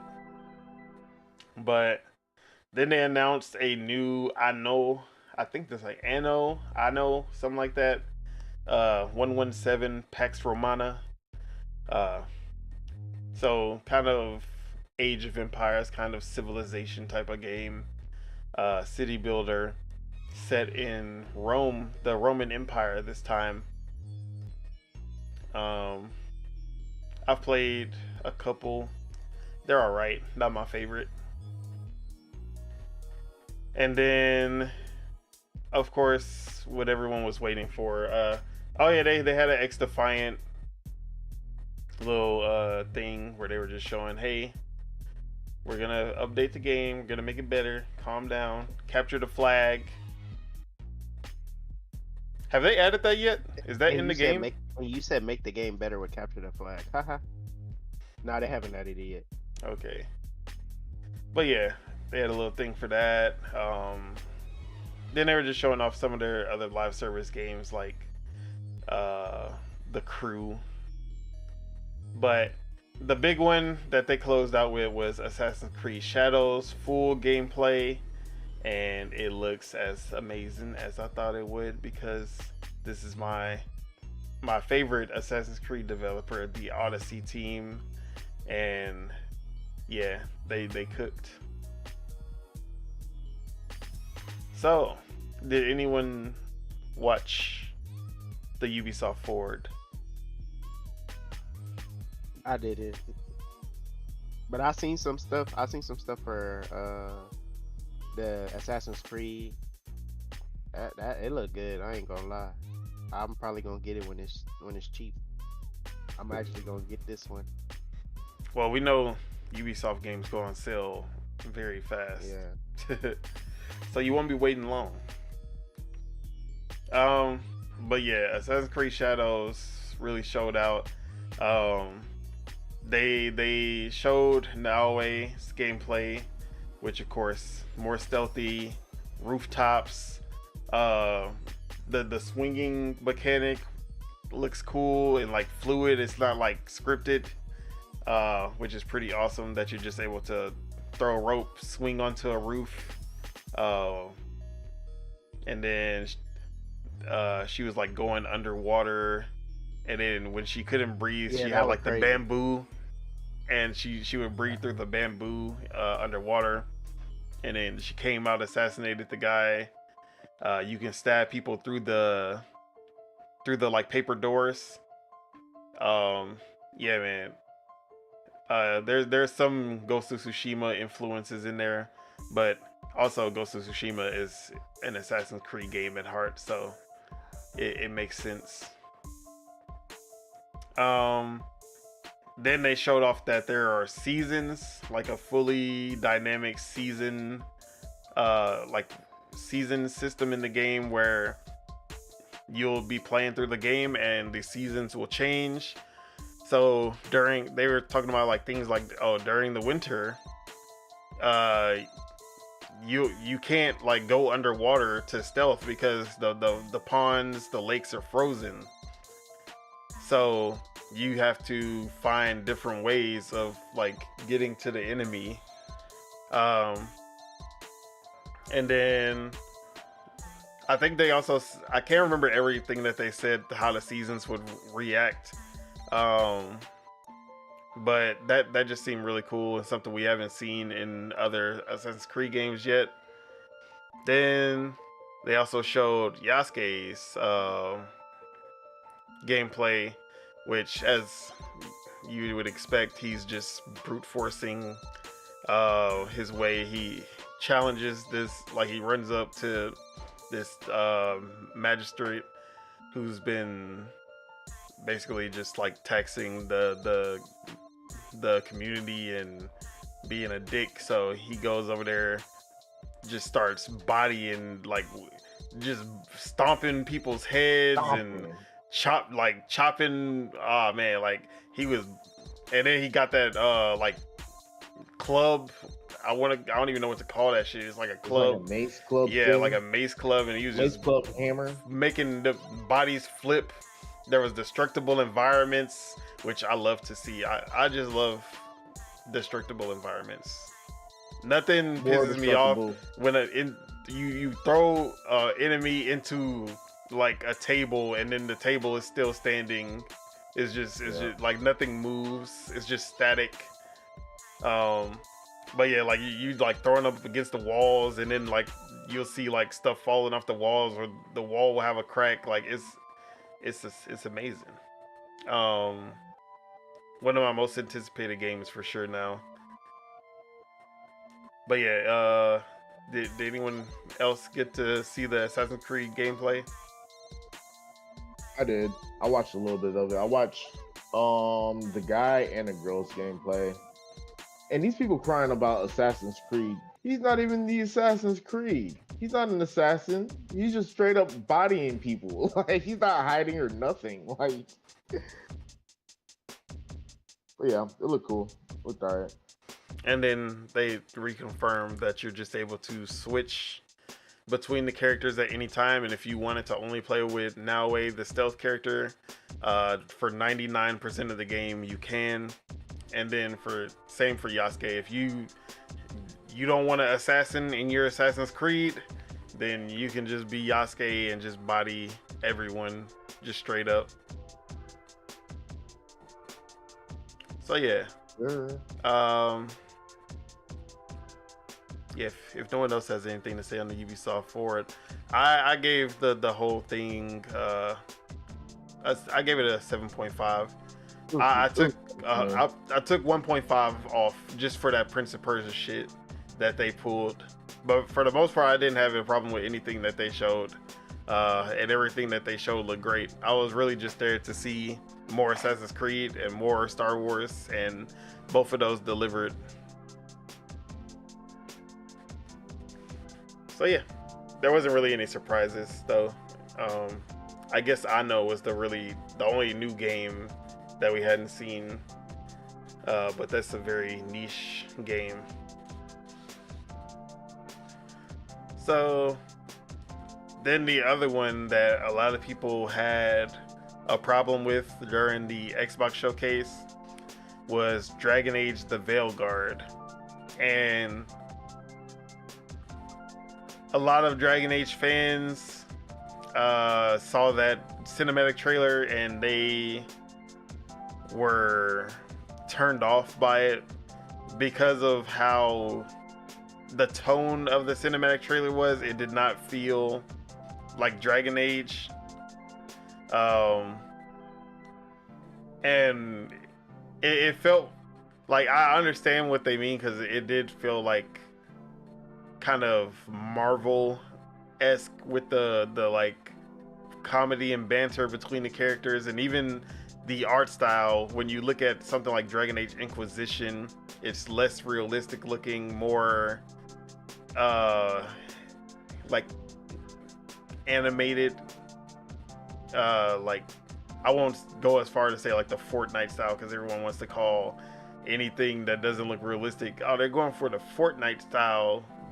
Like, it don't look like that. But yeah, even just like the details and everything in the cinematic trailer just looked plain and bland to me. Like, it didn't look interesting. So I didn't really care for that trailer that much. But they did say, hey, we're gonna see gameplay on Tuesday. I was like, all right, this is gonna be the make or break for it. So they showed about 15 minutes of gameplay, and it was nothing like the cinematic trailer. they like it felt like Dragon Age when you see the gameplay of it. Like there was you see the choices. Dragon Age game everybody's talking about saying is gay. Yeah. That's why I did somebody... see people. First off, Dragon Age has always been gay because you can romance any of the characters. That's every single Dragon Age since Dragon Age Origins. That's every Mass Effect. You can romance all the male or female characters if you're male or female. So I don't know why people are trying to make this a big deal now, but I do know why, because they're politics. Ooh, I almost said a bad You word. almost said it. Ooh, I heard that. Oh, we don't use that You word. got some good restraint, man. I would have let it flew. It would have flew out my mouth. But yeah, we know what they are. Yeah. So yeah, Oh, they showed off gameplay. You're walking and talking, and then like even I've never seen a cinematic trailer and then see the gameplay and the gameplay looks better than the cinematic trailer. That's just to show you how bad the cinematic trailer that they cooked up. Whoever was on the marketing team and they were like, yeah, this is it. That was not it. Like y'all need to be fired. Whoever that was. Cause that cinematic trailer was fucking ass. And then you see the gameplay and the art style like really shines with the rain and the dark. Like it looks so good. And then like the details of everything just looks better. I'm like, bro, what were y'all doing when y'all made that cinematic trailer? But yeah, gameplay, like they were showing different choices that you can make, and then you're supposed to be going to fight some dude who's trying to open a portal to demons or some shit, and then he's friends with one of your companions, and your companion's like, I need to talk to him. He's my friend. We can't just kill him without talking. And then like and then the other one's like, nah, he's already too far gone. Just cap him and let's go. And then depending on the choices that you make, you would see that like one companion would approve, the other one would disapprove. The perfect mechanics you love to see in RPGs like that. So that was good to see that is a returning feature, which I didn't expect them to drop that for a Dragon Age game, but just good to see. And then they got into the gameplay, and this is what I already knew was gonna be the most controversial part, because Dragon Age started off as closer to a tactical CRPG type of game. Then Dragon Age 2 kind of went more actiony, but it had that tactical pause that you're able to like stop the gameplay and then like look around start to give orders to the NPCs, and you still had that tactical approach, but you added some action to it. Then Inquisition basically did the same thing, but Inquisition was not good. That's it. So we've already heard rumors and stuff that Dragon Age was going to be going into a more action focus, where they're going to be like full action RPG, and we got to see it. And yes, it is literally just like light attacks, heavy attacks, combos, all of that. And it just, to me, it just looked like your just most basic like action RPG combat that it's like, it's not bad, it's not good, it's just like, it's what you expect from like, it's the most bare bones, like the minimum that you expect for an action RPG like that. Like, okay, it looks like, it doesn't look like they added anything to the action RPG to give it flair or anything like that. But it was all right. But I'm for that type of game, I'm not really there for the action like that. I'm here for the story and how my choices will affect the world, and then see like, you know, companions, all that, and then romance, because Dragon Age actually has romance, unlike fucking Avowed, piece of shit game, and Metaphor Refantasio. So shout out to romance, being able to romance all the companions, whether everyone. That was the controversial. See, because that was the controversial statement, because they said everyone is pansexual, even though they've always been pansexual in every game. But it's the fact that they said it that people were like, "Oh, this is woke now." Like, just like Mass Effect, everyone's pansexual in there. But no, they've never actually said that, because I think I'm not gonna say pansexual is like a new term, but it's definitely a newer term that gets used more often. But when Mass Effect and Dragon Age Origins and Dragon Age 2 came out, people weren't just saying pansexual like that. So like, yeah, people are fucking dumb, basically. But yeah, Dragon Age looked good. It looks like something I want to play this fall. Hopefully it's not close to Avowed, because I'm gonna pick Avowed over Dragon Age for sure.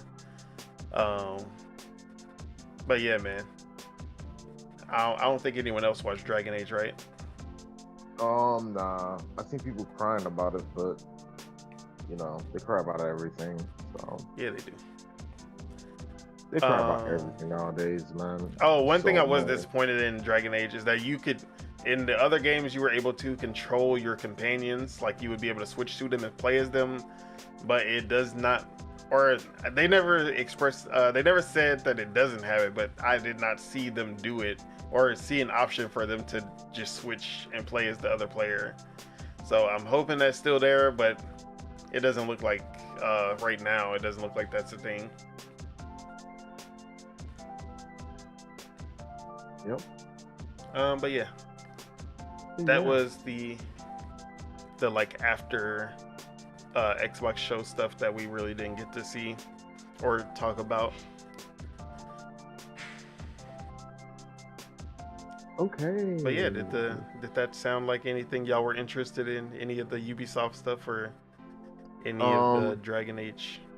I heard combos, so I'm interested.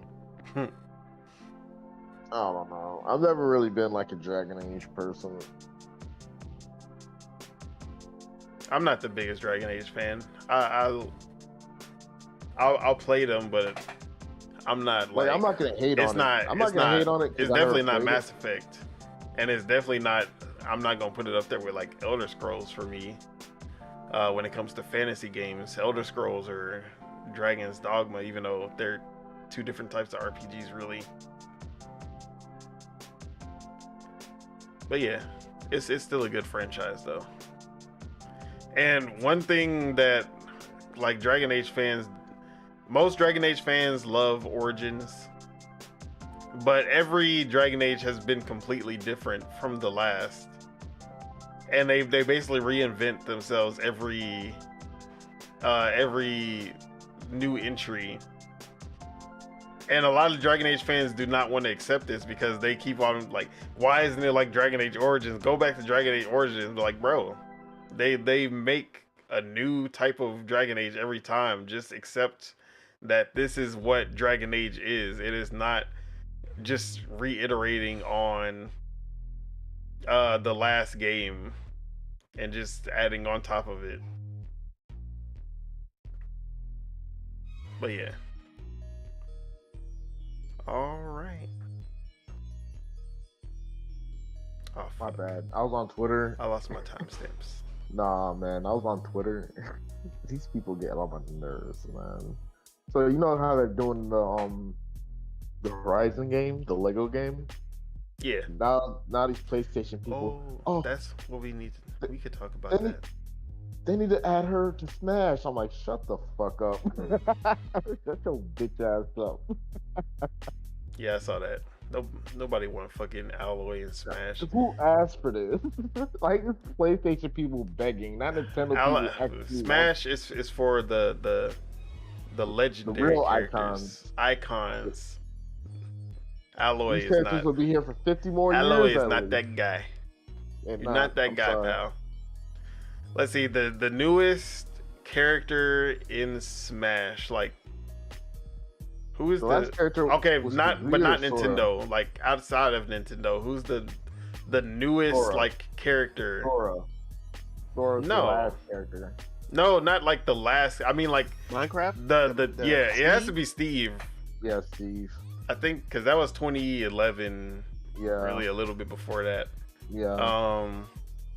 Steve's newest character for sure. And then I would say Bayonetta is probably second. Yeah, As far as Bayonetta third was the party. second. And that's it. Like, everybody else are like 90s icons at the least, bro. And then they squeezed in the what's that one the one boxing game on Switch? Oh, but Switch don't count, my bad. Nintendo don't count, my bad. Hmm. What was that one boxing game with the Punch Out. you play? Yeah, you said punch. Rumble? No, the one on Switch. That was like Oh wait. the ones where they had Oh, their Arms. Yeah. Oh, Arms, bro. Yeah, That's what Arms would be the bruh, newest. called Arms. Yeah, LOL. but it's Nintendo, so Yeah. of course they're gonna add their newest And characters. Splatoon 2. Yeah, Splatoon 2. I'm talking about like the ones they gotta go out of their way. yeah, the that's third outside- party. Yeah. Yeah, so it gotta be Steve. Yeah, Steve, bro. And I ain't gonna lie, Horizon's not Oh, no. pushing Steve numbers. What about Persona? Persona count? Nah. I mean Mm. franchise wise, but character wise, he's definitely newer than them for sure.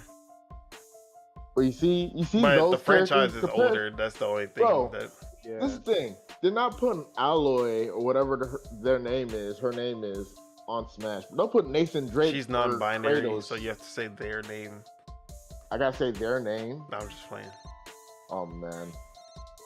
Anyway, they'd have to put Kratos for somebody, and Kratos will never see the light of day. He'll never see the light of day, bro.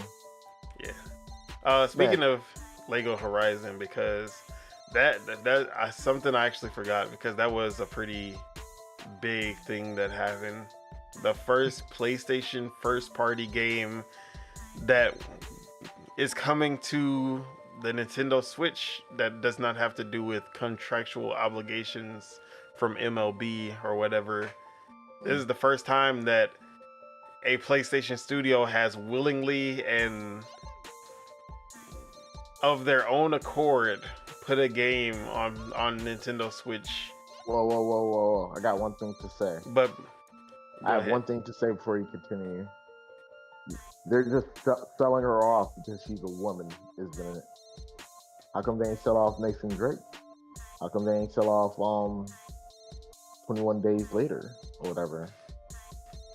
Anyways, so you had the when this got announced, everyone's jaw dropped when they saw that Nintendo Switch logo. Everyone was like, bro, this is wild. And then you had the PlayStation fans making every excuse under the sun on how this doesn't mean anything and it doesn't count. They were like, Lego forced them to put it on Switch. If it wasn't for Lego, like Lego was like, we won't make the game unless you put it on the Switch. That got debunked pretty fucking fast because the director of the game under Guerrilla, he was like, yeah man, we were happy to put this game on Switch.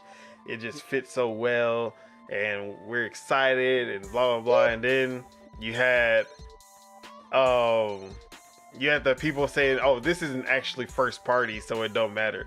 Bro, the game was co-developed actually the main developer was Guerrilla Games, and then I forgot the studio that's helping their name, but they're the co-developer that's like helping with it.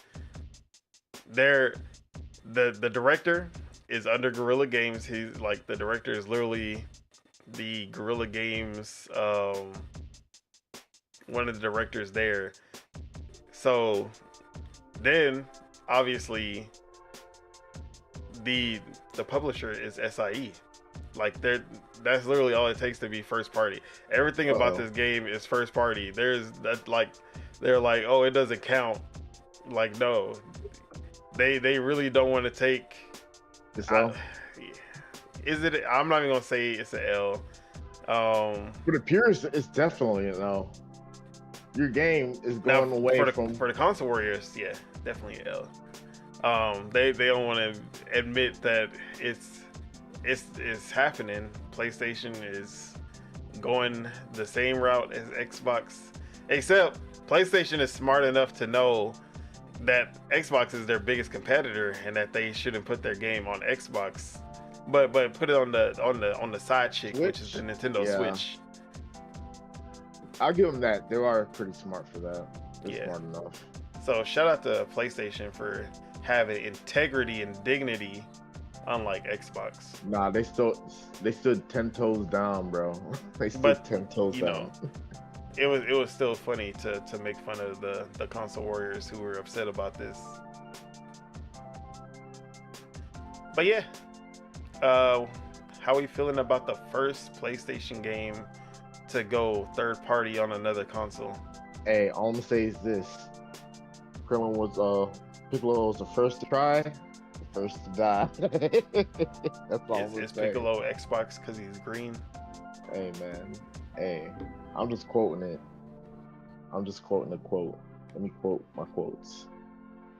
Hey, this is the beginning of the end. Slippery slope.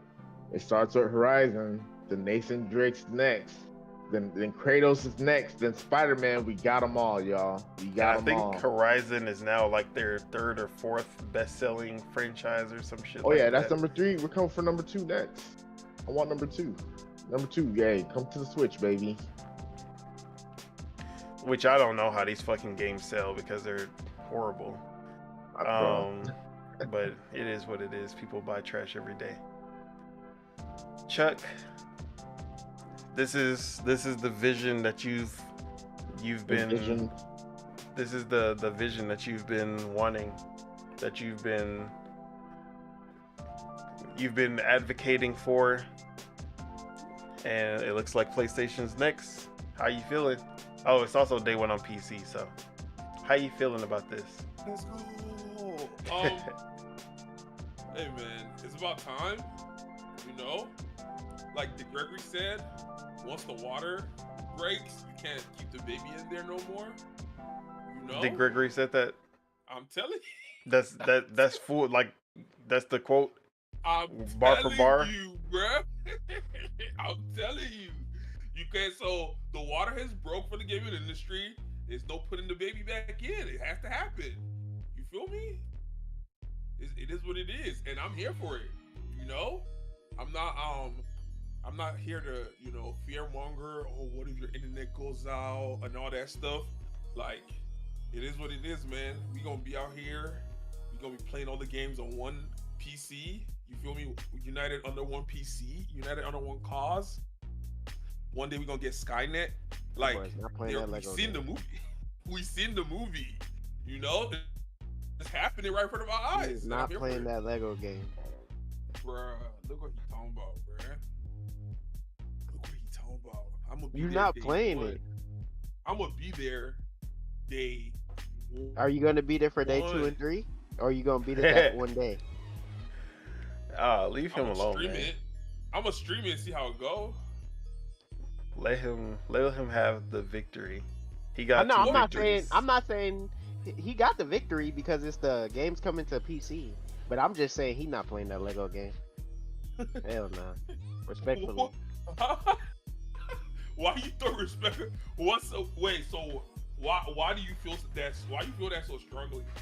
Because I've known you for a long time, and you're in a state of mind right now where you're Valorant.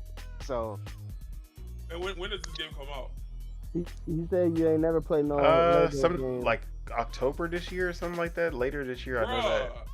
like I said, Exactly. bro, you're gonna be still on your Valorant phase Wow. because that's I already know why crazy. you on your Valorant phase because you barely play Valorant. Yo. You play Valorant. I'm not saying you don't, but you barely play Valorant. You barely play Valorant, bro. Nah, cause he busy. Nah, it's not no like. Oh, I'm talking shit because he be saying he play Valorant. You say you And a he don't. Nah, worker, it's not bro. that. It's He work. he got. You feel me? He got responsibilities. He got life. He's an adult. So when you have responsibilities and you have less time to play something, priorities set. Nah, it's the Damn, meme. you It's the posting, meme. Chuck? It's the meme, bro. What's the meme?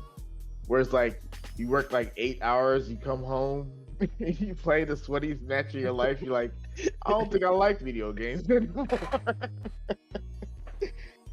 Oh man, that's. But we gonna funny. see. We still be dropping shit on. We still be dropping things on Valorant. You know, shout out to Valorant. You know what I'm talking about? We're literally about to hop on that whole right after this. Before see it. Hey, shout out to that guy. See that stuff. After party at Chuck's stream. Oh, I'm not You streaming hop it. it. See, After that's your party, problem, whoever's bro. streaming. That's your problem, man. He can't stream it because he's gonna be bottom frag. Man. Damn. All right. He Anyone did else? not deny the allegations. Any other comments or anything else y'all want to say about Horizon, Lego Horizon on Switch? Hey. Care about Horizon, the regular. They don't care about Halo. Hey, I mean, guess Oh, what? by the way, Going- I just gotta say that this is the best looking Horizon game Oh yeah, that I've ever seen because and it was yeah, funny. that shit It was actually looks humorous. fun for like Aloy actually has personality. Yeah, this should be the only version of Horizon we get from now on, honestly. They need to throw the original game in the trash. But yeah. And it's co-op. Might be their day one. We gonna see. who you about to play it with? You, obviously. Uh-oh. Ooh, I don't got a PC for Horizon. I don't Yeah, got a you do. PlayStation. You got to switch. I don't got a Switch. I'm gonna be Oh, playing man. Teenage Mutant Ninja, whatever that is. All That come out July. We gonna beat that yeah, before then. all October. Oh man. October? I'm gonna be playing Call of Duty. Psst. Why would you play Call of Duty over Lego Horizon? It's on Game Pass. Shout out Game Pass. Shout out Game Pass. Shout out Game Pass. Exactly, because I hold the line, not like somebody. I know he ain't do that. Yeah. Cause you asked that question. Why? What? Game Pass hate Call of Duty? Come on. This is monumental. I'm supporting. But yeah, what was I saying? Yeah, that game looks fun. The floodgates are open. We gonna see if we get the second game. I feel if there's any game that should go to the Switch 2, it's gonna be Astrobot. Astrobot will sell way more on Nintendo Switch than it would sell on PlayStation. I'm gonna say that right now. All right. Unless they can drop a portable PlayStation in that timing. Man, it's over. Fat lady singing. All right. So now for the main topic, I guess. So there was a lot of details and interviews and extended gameplay that came out for the Xbox games through the official Xbox podcast and Xbox Wire, showcasing more of each game that we got to see during the showcase. And we're gonna go through all of the details that we missed during the live stream. So Aura History Untold, the Civilization type of game from some of the original developers of Civ 4 and 5. They were not at the showcase. We did not see any trailer, but they did show up at the official Xbox podcast to announce that their release date is September 24th, and they have one more alpha that is happening that I just got my invite for. So excited to play their or I guess it's a beta now. I played the alpha before, but this is gonna be the beta build. So yeah, excited. Oh wait, can I even say that? Am I under NDA? Uh-oh. What are y'all talking about? I didn't get any. What are y'all talking about? What? Crazy. I don't think I'm under NDA anymore. But yeah, that shit looks still looks fun. I didn't watch any of the gameplay because I know what to expect, and plus I'm about to play the beta, so I was like, why would I watch gameplay for this type of game? But yeah, very excited for that. PC Master Race, Chuck, are we in? One more time. Aura History Untold, the Civilization style game. Are we in?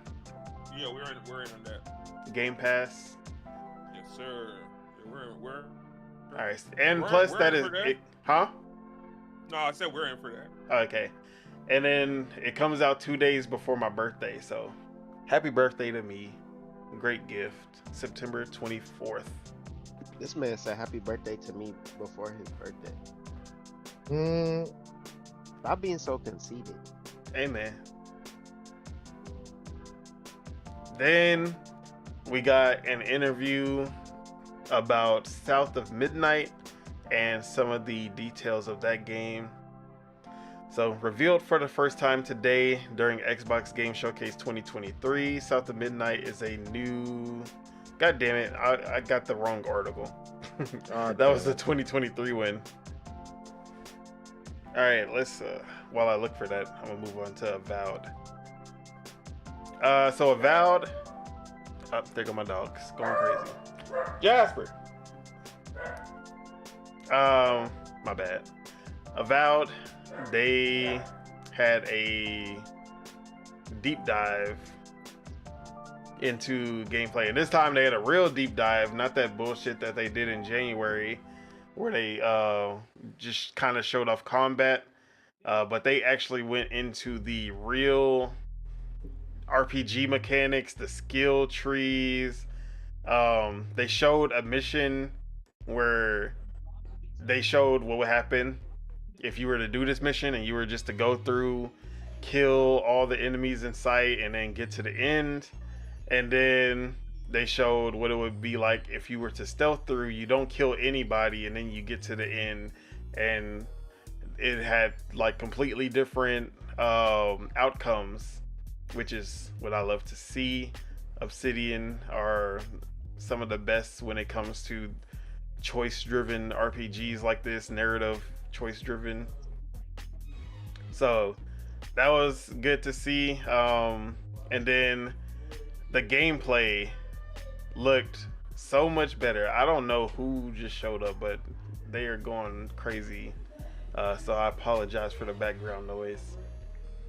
But yeah, the gameplay just looks so much better, because when we saw it in January, there was something off about like the combat animations and things like that, especially like how the bodies, like the enemies react. It just felt like they didn't react to your hits. It was like you were just butter knife, like you're slicing, but they're not reacting to any of the hits, and then they would just drop to the ground when they die. Like every you would just see the same animation where they just drop like weirdly. It was no ragdoll. They didn't go flying.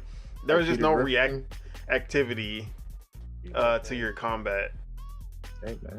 So then they showed off in the trailer. You could already see in the trailer during the Xbox Game Showcase that they said that yeah, we're still working on getting that, but it's they were saying it's gonna improve by the time the game comes out. And yes, it definitely was improved.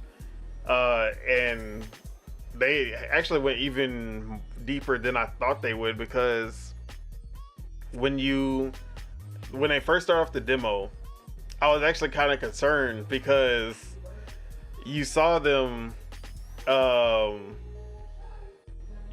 like attacking, and the knife, like the sword would just like, it wouldn't slice all the way through. It would just like chink, and then it would like get knocked back, and it just kept hitting these mushroom creatures, and like it just wasn't doing, like, it just looked like the sword wouldn't go through the enemy like fully. And then Carrie Patel, the director of Avowed, she was like, yeah, so we actually have animations during combat that tell you like, hey, you're too underleveled to take on like these creatures effectively. So they're basically showing like, yeah, you need to level up before you're able to like really do enough damage to these enemies. So then she goes and then she levels up and she comes back and fights the same enemies, and then you see like the sword going through like the full swing, and then you see like the enemies like getting knocked back, and then when she does like the finishing blow, they like fly, like they go flying. Love it. Like everything just looks so good. I was like, all right, this is what I was wanting to see.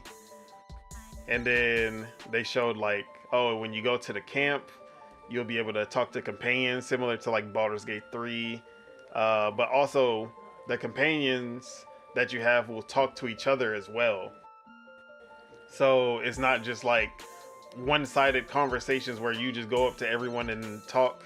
The companions will actually be talking to each other as well, so you'll actually get a better feeling like, oh, these are like characters that are alive and they're talking to each other, and they have different philosophies on how the mission should go, and they're discussing it amongst each other, and that might lead to them having like more issues with each other, or maybe they come to an agreement on certain things. So that sounded pretty cool.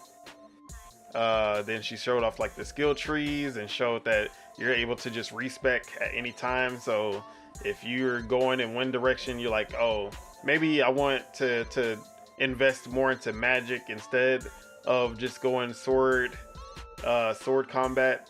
You could just take the points away from the sword and put it more towards magic abilities. Everything that they showed just showed what I've been waiting for, and like this is what I expected Avowed to be, and it's hitting all the marks. So I don't think anyone else had a chance to watch, did they? Avowed is the one with the live little picture. Yeah, with the skull and... Yeah, pretty much what you said now has got me a little bit more interested, because at first, I ain't gonna lie, yeah, I probably wasn't gonna play it because of the first person, but when they said it was third person... Oh, yeah, that was the big one. Yeah, you're able to switch to third person, like Bethesda games, like Elder Scrolls and Starfield. Because I liked it, but I was like, first person,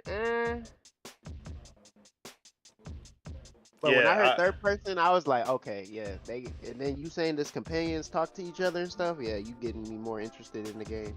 Yeah, because I know they got roasted, or like not roasted, but like people liked the Outer Worlds, but one of the biggest complaints was that like Obsidian is they're kind of in competition with Bethesda.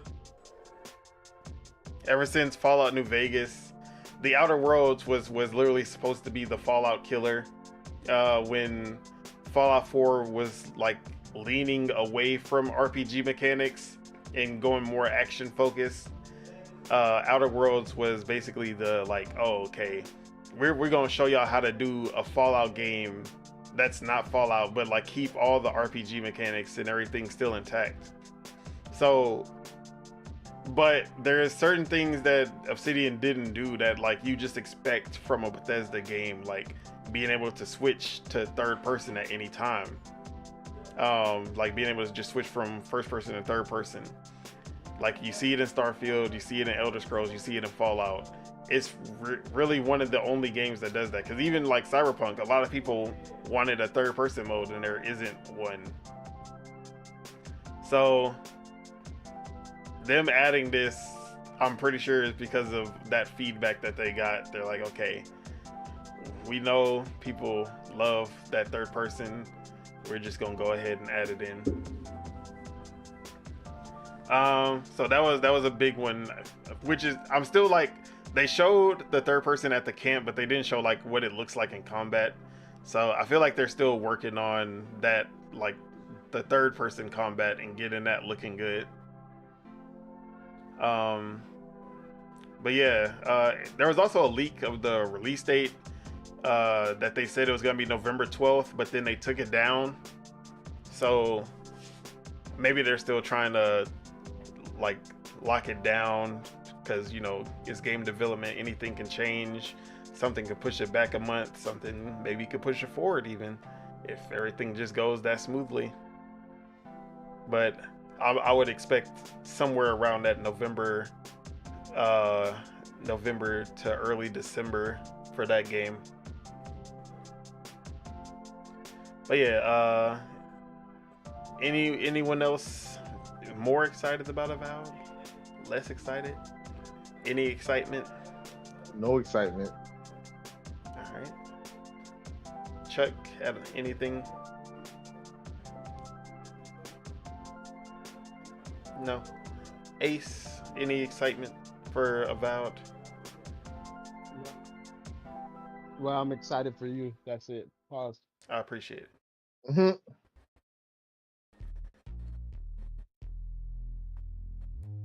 Okay. I was gonna so ask a then- question, but it's not time for this. It's not time for that in this stream. So State of Decay 3, they went into more details about that and how everything that we saw was in engine, and then they were saying that the gameplay is representative of what we're gonna see when we get like the game when it comes out. And they went more into like what they're like some things like crafting and crafting vehicles, and how crafting is going to play a huge part of it. They worked with Obsidian to craft their shared open world. So basically how Grounded works, where you're able to start a game with your friends, and then you're able to like, the person who created it, like say I created the room, I'm not playing, but y'all wanted to play, y'all could just go in and play it without me, and it would still be the same save, but you can also like copy that save and then make your, like you can just copy and then make your own save that's separate, and then you would have like two different versions of that same world that you could do also. Like their system for shared multiplayer is really good. So seeing that State of Decay, wait, go ahead. No, never Yeah, mind. State of Decay. Seeing that State of Decay is gonna have that system implemented, and Obsidian was there to help with that. Excited about that, because one of the worst parts about State of Decay is that State of Decay 2 is that you had to play with the host. Like the host had to be hosting every time. So if y'all didn't like if your co-op partner who was the host just stopped playing, you couldn't finish the game. And then your stuff didn't carry over when you get out of co-op. So when you go back to your save, you have nothing. You're just at level, like you're nothing. Games like that are bad. Like Bro. Roll. Yeah, games like that are not. So that shouldn't be in games. Yeah. And then they also said that the tethering it's still gonna be there, but it's gonna be way more expanded. So I'm thinking something like Halo Infinite, where you like 1,000 meters probably plus Which when we were playing Halo Infinite co-op, we really rarely ever ran into that problem where we were too far. Because for the most part, you want to be doing missions together. Like that's the whole point of co-op. Yeah. They don't like, it's not gonna be like Gotham Knights where you can just go to the entire other side of the city. But the tethering in State of Decay 2 was so small that you could barely like go to the gas station like across the street, and then it would be like, bro, you're too far, it's gonna teleport you back. So like, as long as it's not that bad, if it's more like Halo Infinite, I'm okay with that. So they were saying that's going to be an important part of it. And then they were saying they worked with the Coalition to get them graphics up. You can tell from the trailer that, yeah, they definitely had a level up with the graphics. Then they have Wushu, who has been doing support on State of Decay 2 for a while. They're helping out. There was another support studio as well. And then who was it? There was someone who was helping with the combat of the game, and I can't remember. Okay, Blind Squirrel, and so it's Blind Squirrel and Wushu. They're the co-development partners. The Coalition was the ones who helped them get Unreal Engine, like how to get the most out of Unreal Engine and make the game look good, because we know the Coalition, they're the kings of Unreal Engine. Having them under your belt is always a boon. There was, and then Obsidian also, but I swear there was another developer under Microsoft that was helping with like the gameplay mechanics of it, but I don't see it right now. So they're getting a lot of help with this game, because as far as projects under Xbox, this is probably one of their bigger releases as far as like the type of game. Like it's multiplayer focus, like open world, a lot of systems. So there's a lot going into this game compared to a lot of the other games. So I understand why they need extra development, like extra developers on this project. And I'm hoping that this is going to be the State of Decay that really breaks that really like makes this franchise a staple for Xbox, like a real tentpole. But yeah, does this make the game more enticing for anybody? State of Decay 3? It's cool. I mean, you know, co-op, we don't stuff see. like that. Yeah, I think they did confirm 4-player co-op as well, because State of Decay 2 was only 2-player co-op. So I'm gonna be on it. Y'all, you know, it's on Game Hey, I'll be right Pass. back. I think I accidentally restarted my computer. Damn. Yeah, it'd be like that. I'll be back. So yeah, I'm gonna be on it. Y'all need to join up. Y'all already know.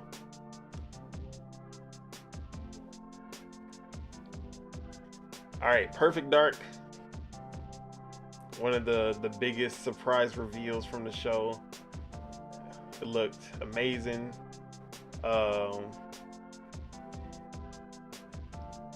One of the things that I saw from the gameplay that I was excited about, because it just I could see it from there that what they were trying to go for, and they confirmed it in this interview that they did with Xbox Wire, where, if I can find it,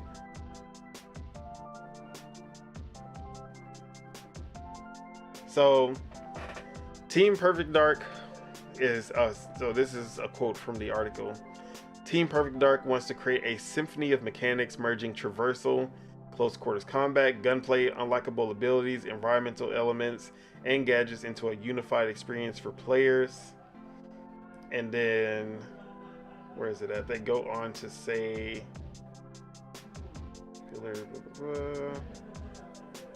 where's the quote that I'm looking for? Yeah, last four balances. New, and then here it is. So Team Perfect Dark doesn't want this to feel like any one genre. It takes in elements of first-person shooters, immersive sims, and stealth action, but blends them into a seamless whole. The goal is to offer a true secret agent fantasy, and letting players use their various tools and abilities in the way they want is key to this. So when I first saw the gameplay, I was like, man, this is like, it has immersive sim like elements to it. It feels like they're trying to go an immersive sim route, kind of like the Deus Ex games. And for them to confirm, like, yeah, they're definitely gonna have that immersive sim element in there, but also they're trying to do like the stealth action. Yeah, man. This is definitely like top 3 game of the show for me. So that was really all I wanted to point out for Perfect Dark. We didn't really get too much that we didn't already know from the trailer. And then for Gears E-Day, the one thing that you could kind of already tell from the trailer, even though they didn't show any gameplay, is that they were trying to bring that fear of the locust back, that horror element. And one thing that they did confirm in this is that they definitely wanted to, like, that was one of the main things that they wanted for this game, was to bring that horror element back that's been missing since really like Gears. I would even say Gears 3 didn't really have that, but Gears 4 and 5 definitely didn't. So these are some of the quotes. We realized that a lot of the words we use to describe the franchise were what our fans also use. Phrases like brotherhood, brutality, pathos, awe. Why E-Day? That's the moment it all comes together.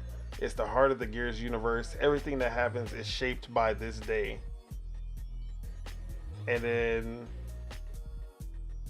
goes on to say it's going to feel like a new Gears game, because that's what it is. It is us revisiting the tone and the feeling of what makes Gears great, but we're tapping into new techniques, new processes, and new technology that's going to make the gameplay feel better than ever. It's going to be awesome, a game that feels both truly new and authentically Gears.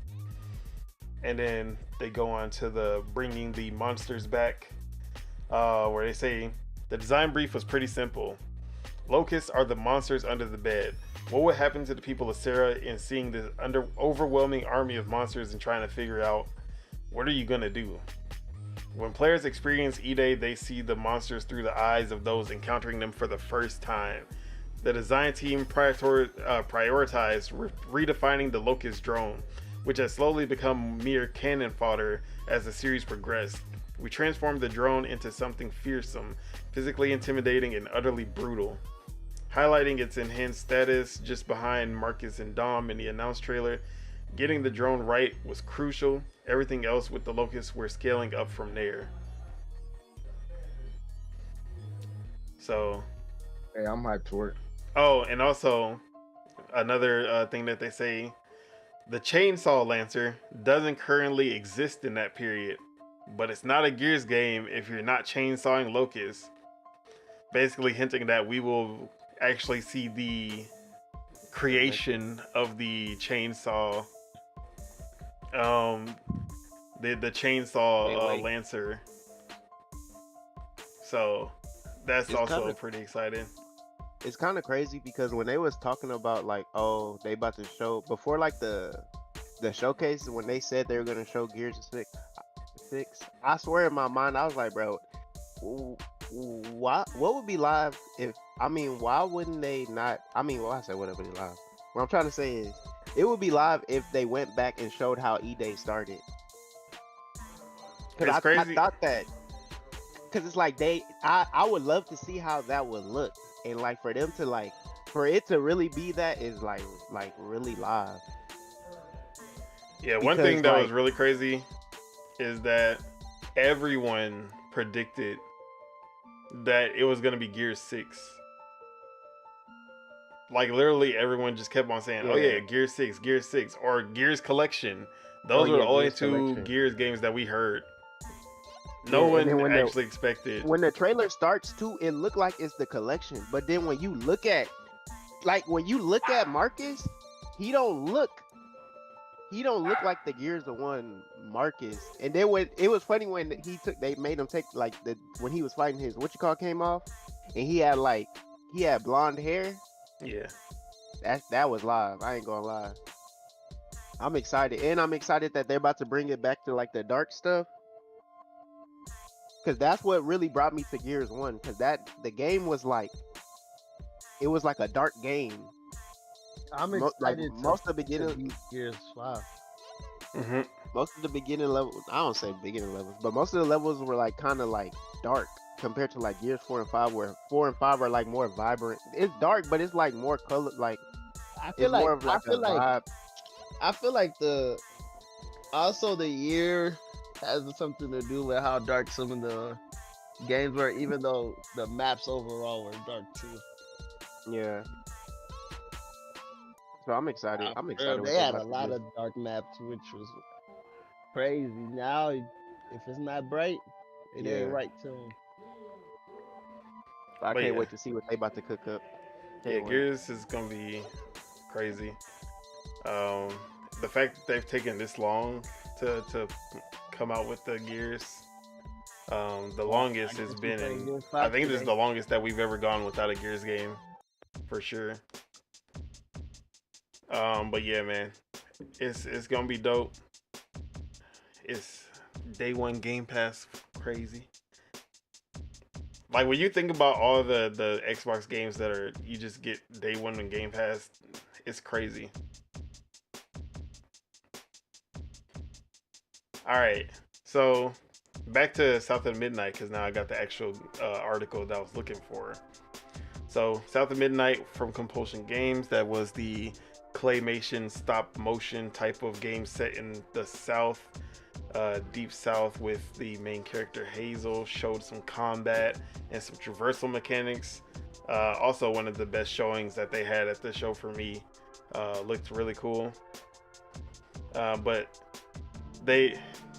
Sears goes on to the creative director David Sears says, from top to bottom, the message behind, or he says that's the message behind Hazel. Her combat design, her powers, everything is a weaving metaphor. Weavers are supposed to put things right, do good in the world. She's literally repairing the tapestry, and with creatures, Haints included.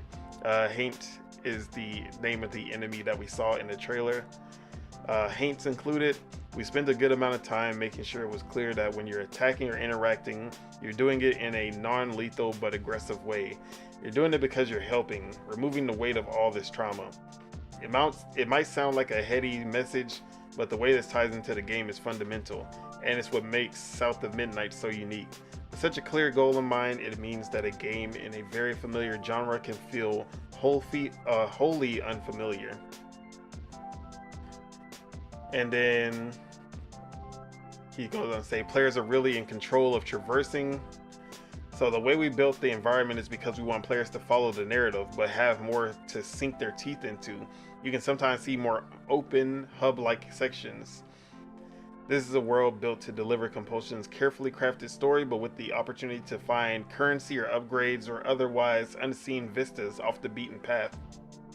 Each new region will come with its own biome, a reflection of the South's wildly varied landscapes. All of those biomes are inspired by real-world locations. Sears won't go into detail about the later game yet, but tells me that the section we see here is set as you're about to exit the flood and enter Mississippi Delta-like countryside. However, the magical realist approach allows Compulsion to play with the expectations as you travel through its world. Locations will feel deeply rooted in what we know of the real world.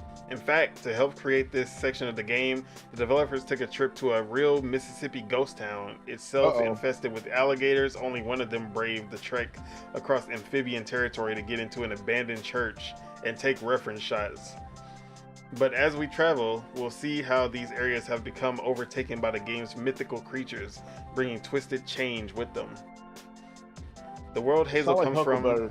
Wait, what? Huckleberry Finn. That's crazy. You kind of sound like Huckleberry Finn. Like, I'm being for real. The world Hazel comes Tom from Sawyer. is inspired Tom by the Sawyer, yeah. contemporary Deep South, says Clayton. But as you dive deeper into the world, things become more mystical and surreal. We wanted the feeling that you're being pulled into a folk tale rather than, say, crossing a barrier like in Alice in Wonderland. Yeah, the gameplay made me kind of more interested in the game. I'm not gonna lie. At first, I wasn't interested in it. So, and then you saying all that, yeah, it's looking like it might be a good game. Like, Yeah, one thing they did fleshed point out. out is that fight that they saw was not a boss fight. That was just a variant of one of the enemies like the main enemy types that you'll see during like just when you're fighting, and you'll be able to fight more than one enemy at a time. But that enemy was basically just like the So- brute, or like the, I don't know, like the brute kind of enemy that you see, but you'll see them a lot, and they'll be with more enemies usually, but they just use that just to kind of show off the gameplay.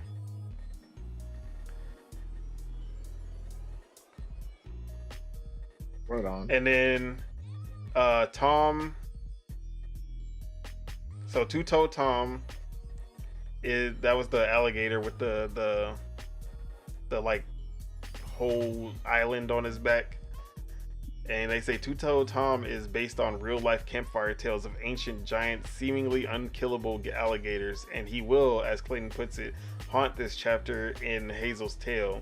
What we've seen are the very edges of his hunting grounds, but Tom will repeatedly reappear as you explore his region, eventually leading us to a showdown.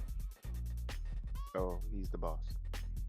Yeah, but they Yes, basically sir. like they say that the bosses that you see in the game will be actually based on like real southern like folk tale. Hotels. Oh yeah, so they go. If they hit, it's gonna hit on the internet.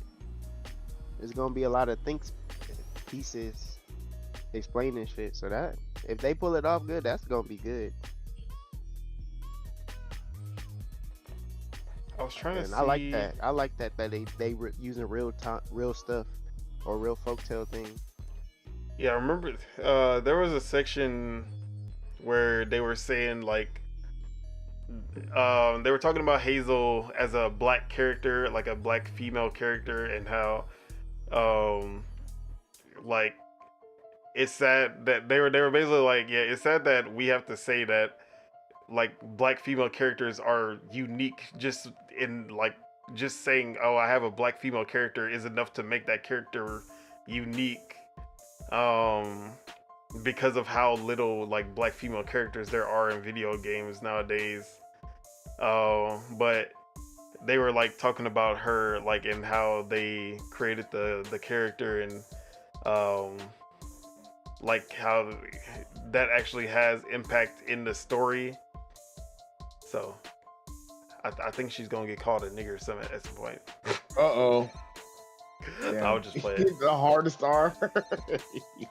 Am I allowed to He said say that? with- I'm black. He said that with no effort. Damn. I But think I'm question allowed to us You're say at the black. beginning- Question us at the beginning of these streams. Hey, don't say that. Anyways, how we feeling about South of Midnight? Any more interest in it? Like I always said, I'm more of a gameplay type of guy, and when they showed that gameplay, it got me interested. It looks cool. I won't say I won't play it. I'll try it, but I'm not. gonna And pay it's money on for it. Game Pass, so Shout out Yeah, if Game it's on Pass. Game Pass, hey. Ace, Chuck, any interest South of Midnight? Nah, I'm just happy to be here today. All right, so that was all the games that had extra details that I wanted to go in on. All right, actually, I'm gonna combine these two of these, and then all right, so Paris Lily, of Kinda Funny and Gamertag Radio, big name in the Xbox community and gaming community in general. So he was at Summer Game Fest and the Xbox Game Showcase, and he was actually able to talk to some people, and he tweeted out that this like the games that we saw, there was actually more that they wanted to show here, but they just couldn't fit it in a 2-hour time, and they didn't want to go like 3 hours long. And he says that they still have like more to show, and that the Gamescom that's happening is gonna be big. What up, bro? Hold on. Yeah, so the Gamescom that's happening in August is probably gonna be a big show too. So, but yeah, that's crazy that they were like, this is one of the best showcases that we've seen, and yet they're still, they still have so much to show that they had to take stuff out of this one. Like, even like we saw like what's it called, the Aura History Untold, they waited until after the show to give it a release date and everything. So yeah, it's Xbox World Order, Xbox domination. Like, I don't think there's any publisher that can like output Xbox at this point, except Nintendo. But yeah, that's crazy.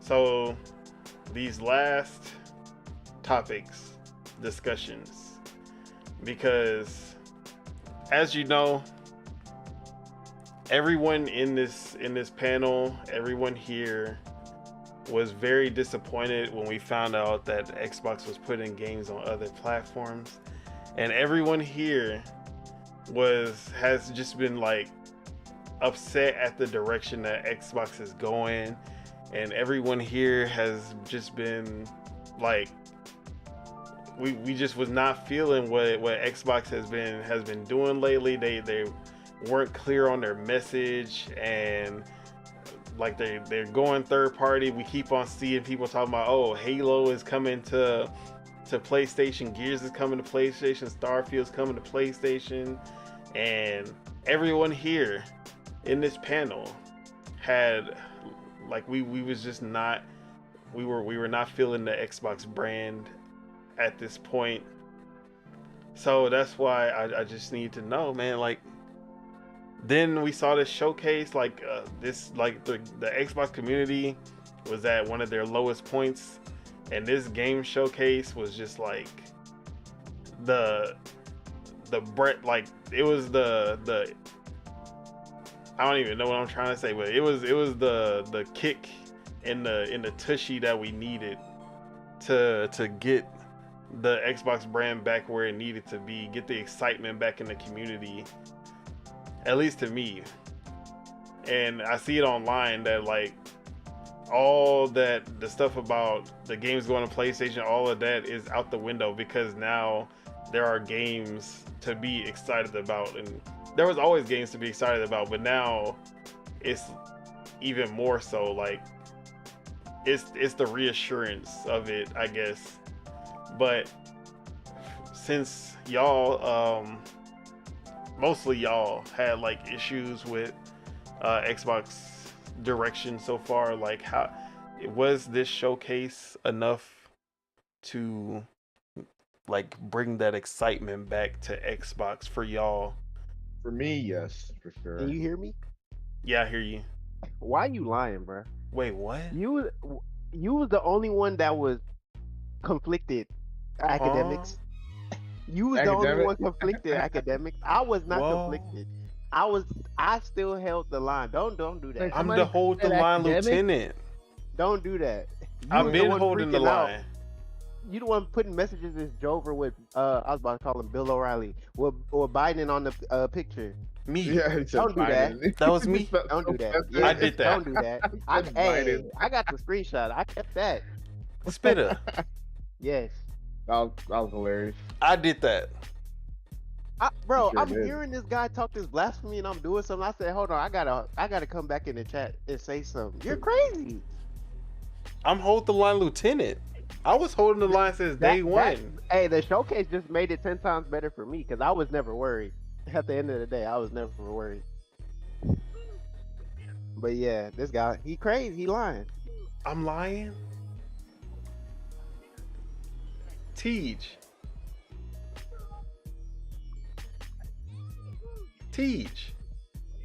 I'm lying. He not even here. That's crazy. As far as I remember, everyone, especially Spitta and Ace, were like, "Damn, bro, We I can go can't to the believe that they would do this." To, like, y'all felt betrayed. We can go to the podcast where this was talked about if you want to. Oh, those You're not gonna those do are that. they've been taken down. There's no proof of anything. what is he Who trying to took lie him on? down? Wait, who took him down though? Oh man. But yeah, as far as the direction of Xbox, like, I mean, I guess not the direction, but like just the excitement for Xbox as a brand. Like, how are we feeling at this point? Spitta, you said that you never really had a down period. I don't believe that, but like, yeah, speak your truth. Ain't nothing but. truth. Speak He your said he- truth. Well, Bitter saying he can't wait to play Gears of War 5 after the podcast, so I'm with him on that one. I don't know what happened to Mike. I think he doing something. Ace, how are you feeling about the Xbox brand after this showcase? Bruh. Xbox shut all the naysayers up, all the trollers up. Like, only the people who lied to themselves were the only ones hating. But, hey, 10 out of 10. Like, even all the way into 2026, we ready. All right, I'm back. I was just telling them about how you ready to play Gears of War 5 campaign. Sheesh. Yeah, they're basically sold up for the next 2 years. 2024, 2025, and then there are games we expect to be 2026 maybe, like Perfect Dark, or I think State of Decay 3 didn't have a date either. That might be 2026 as well. And really, I'm at the point where I'm like, Indiana Jones does not need to come out this year. I think they should save that for the early next year, because like if they drop it in like December, like why? Like there's too much coming out from September, October, November.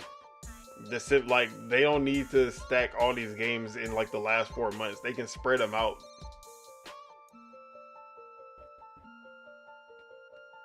But yeah, Spitta, like how are you just feeling about Xbox in general? Like, do you there's people we're like Xbox, they're saying Xbox is the best publisher at this moment. Like no one is putting out as many games or as many quality games as them. Do you subscribe?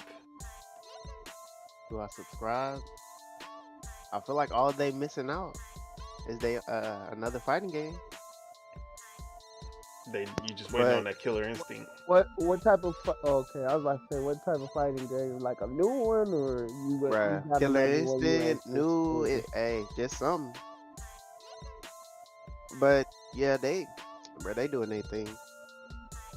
They like the fighting community got their hands full right now. Tekken, Street Fighter. That's good, bro. I'm telling you, this is the best year. For You fighting just games want to come at out. least hear Oh, Bruh, okay. yeah, because it's more Cause fighting, I feel bruh, like more fighting games coming out next year. Dragon Ball Z about. Oh yeah, the Dragon Ball Z about to come out. Wait, was, So are you was, gonna buy was City Dragon of Ball Z? Wolves this year or next year? Yeah, it's coming out early next year. City of Okay. Wolves. Yeah, I'm about to get the Dragon Ball Z game. I have to, bro. The nostalgia is. Is too it like there. a open world or is it just? Nah, it's like a. one-on-one battles or Yeah, it's 3v3 one-on-one. Do they have battles. So the story mode is the same, like just one-on-one battle. Yeah, Yeah. it's just like you go through the story and then battle. Yeah. So yeah, Xbox doing their thing. They've been doing. I say they've been doing their thing. Teach. Mm, Was this showcase enough for Xbox to usurp Nintendo? Nintendo. That's a forced Nintendo. question. You That gonna was ask the first that? question. I mean, You I'm gonna ask Nintendo Teach hit- this.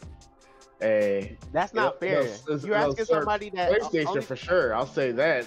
I don't know what Nintendo got to do with anything, but hey, Because when it comes to quality games and putting out a lot of, like, Nintendo is the one who they're dropping like 13 games a year, and most of them are 80 plus games. Like, that's where Xbox is trying to be, because PlayStation cannot compete on the amount, for sure. Like, the amount of games, they can't compete on that front. bro, they spent The- 15 minutes on Astrobot. I'll never forgive them. I'll never forgive them. No, they spent 15 minutes on Concord. They spent like 5-6 I mean, minutes on oh yeah, Astrobot. Concord. Excuse me, fucking Concord. You hear this shit? Can't make this shit up, bro. Can't make this shit the fuck up. But they're absolutely eating off of PlayStation's plate right now. I'll love to see it. I'll love to see it, man. Hey, PlayStation ain't got no games. But the yeah, as PlayStation far- games coming to Switch. Haha. As far as Xbox, because I know you were pretty down on like how Xbox was handling things. After the showcase, it seems like, you know, all it takes for people to forget about all the bullshit that's going on is some games. As soon as you get some games on your plate, you're like, oh yeah, I don't care about all the other bullshit. So how you feeling about Xbox now?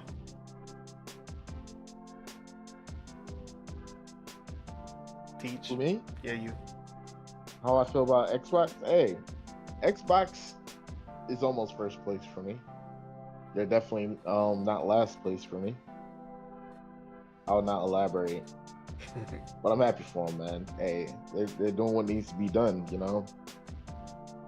Like, I can't even give Xbox credit. I can't even give Xbox credit, because guess what? Damn. All they had to fucking do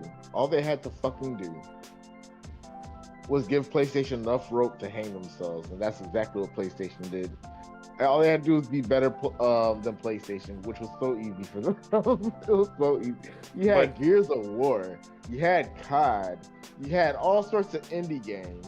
Like, bro, come on, just those two games by itself, destroyed them all. But Yeah, Astrobot was the they most did. wishlisted. Hey, man. I'm tired of these people making up their own agenda and propaganda, bro. Because that's what it is. It's for sure agenda and propaganda. It is for sure. And then the way that Randy told the story, that's pretty much how people are on the internet. Bro, They'll just believe it. they see and not headline and they just Yeah. run with it, bro. and just run with it. And it's so annoying. This shit is so fucking annoying. So yeah, as y'all, I don't know if y'all noticed, but I did not like the direction that Xbox was going. Oh no. Yeah, I was keeping it a secret. I really didn't Who, say it. yourself? You know, I never really brought it up on this podcast or anything like that. But yeah, man, it honestly, it is just as simple as just showing great games and knowing that there's great games coming. That's literally all you need for any platform. Nintendo can get away with so much. They have no online infrastructure. They don't have any messaging, voice chat, Bruh, that's achievements, crazy. anything that any other modern console have. But you know what the fuck they got? They got games, and that is why they're number Can't you one have right the now. Same name as somebody too, like. Like, when it comes down to it, if you got games, all the others stuff will, like, no one will care, because the games will make up for all of that. Wait, Chuck, are you back? I didn't even ask. Okay, no. But yeah,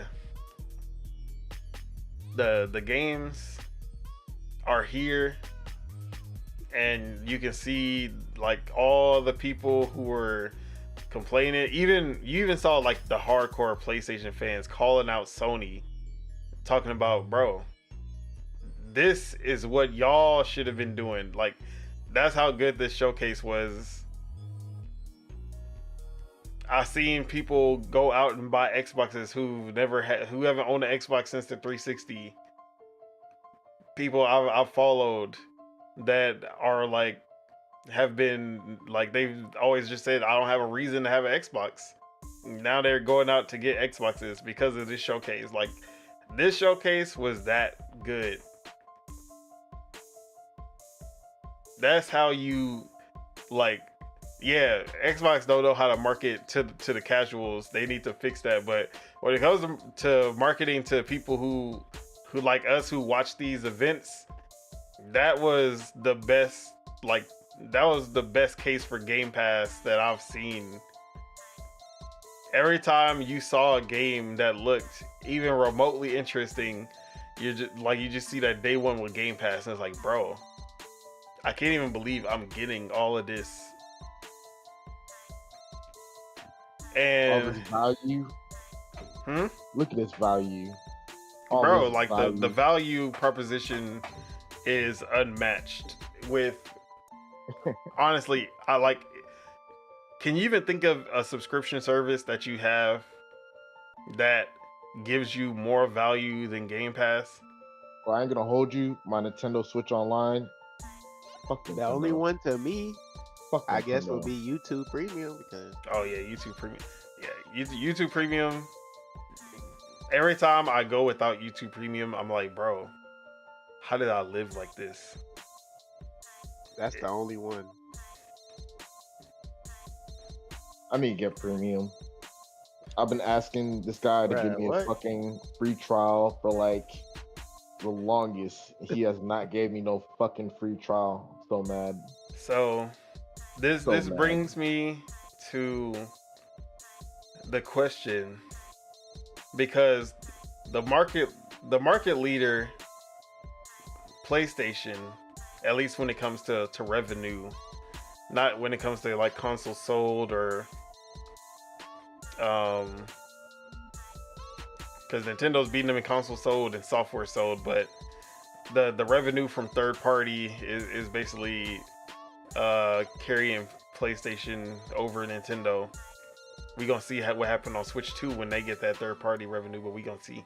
But as of right now, they're the market leader, and when it comes to these showcases, they have done nothing but disappoint for the last 2 years.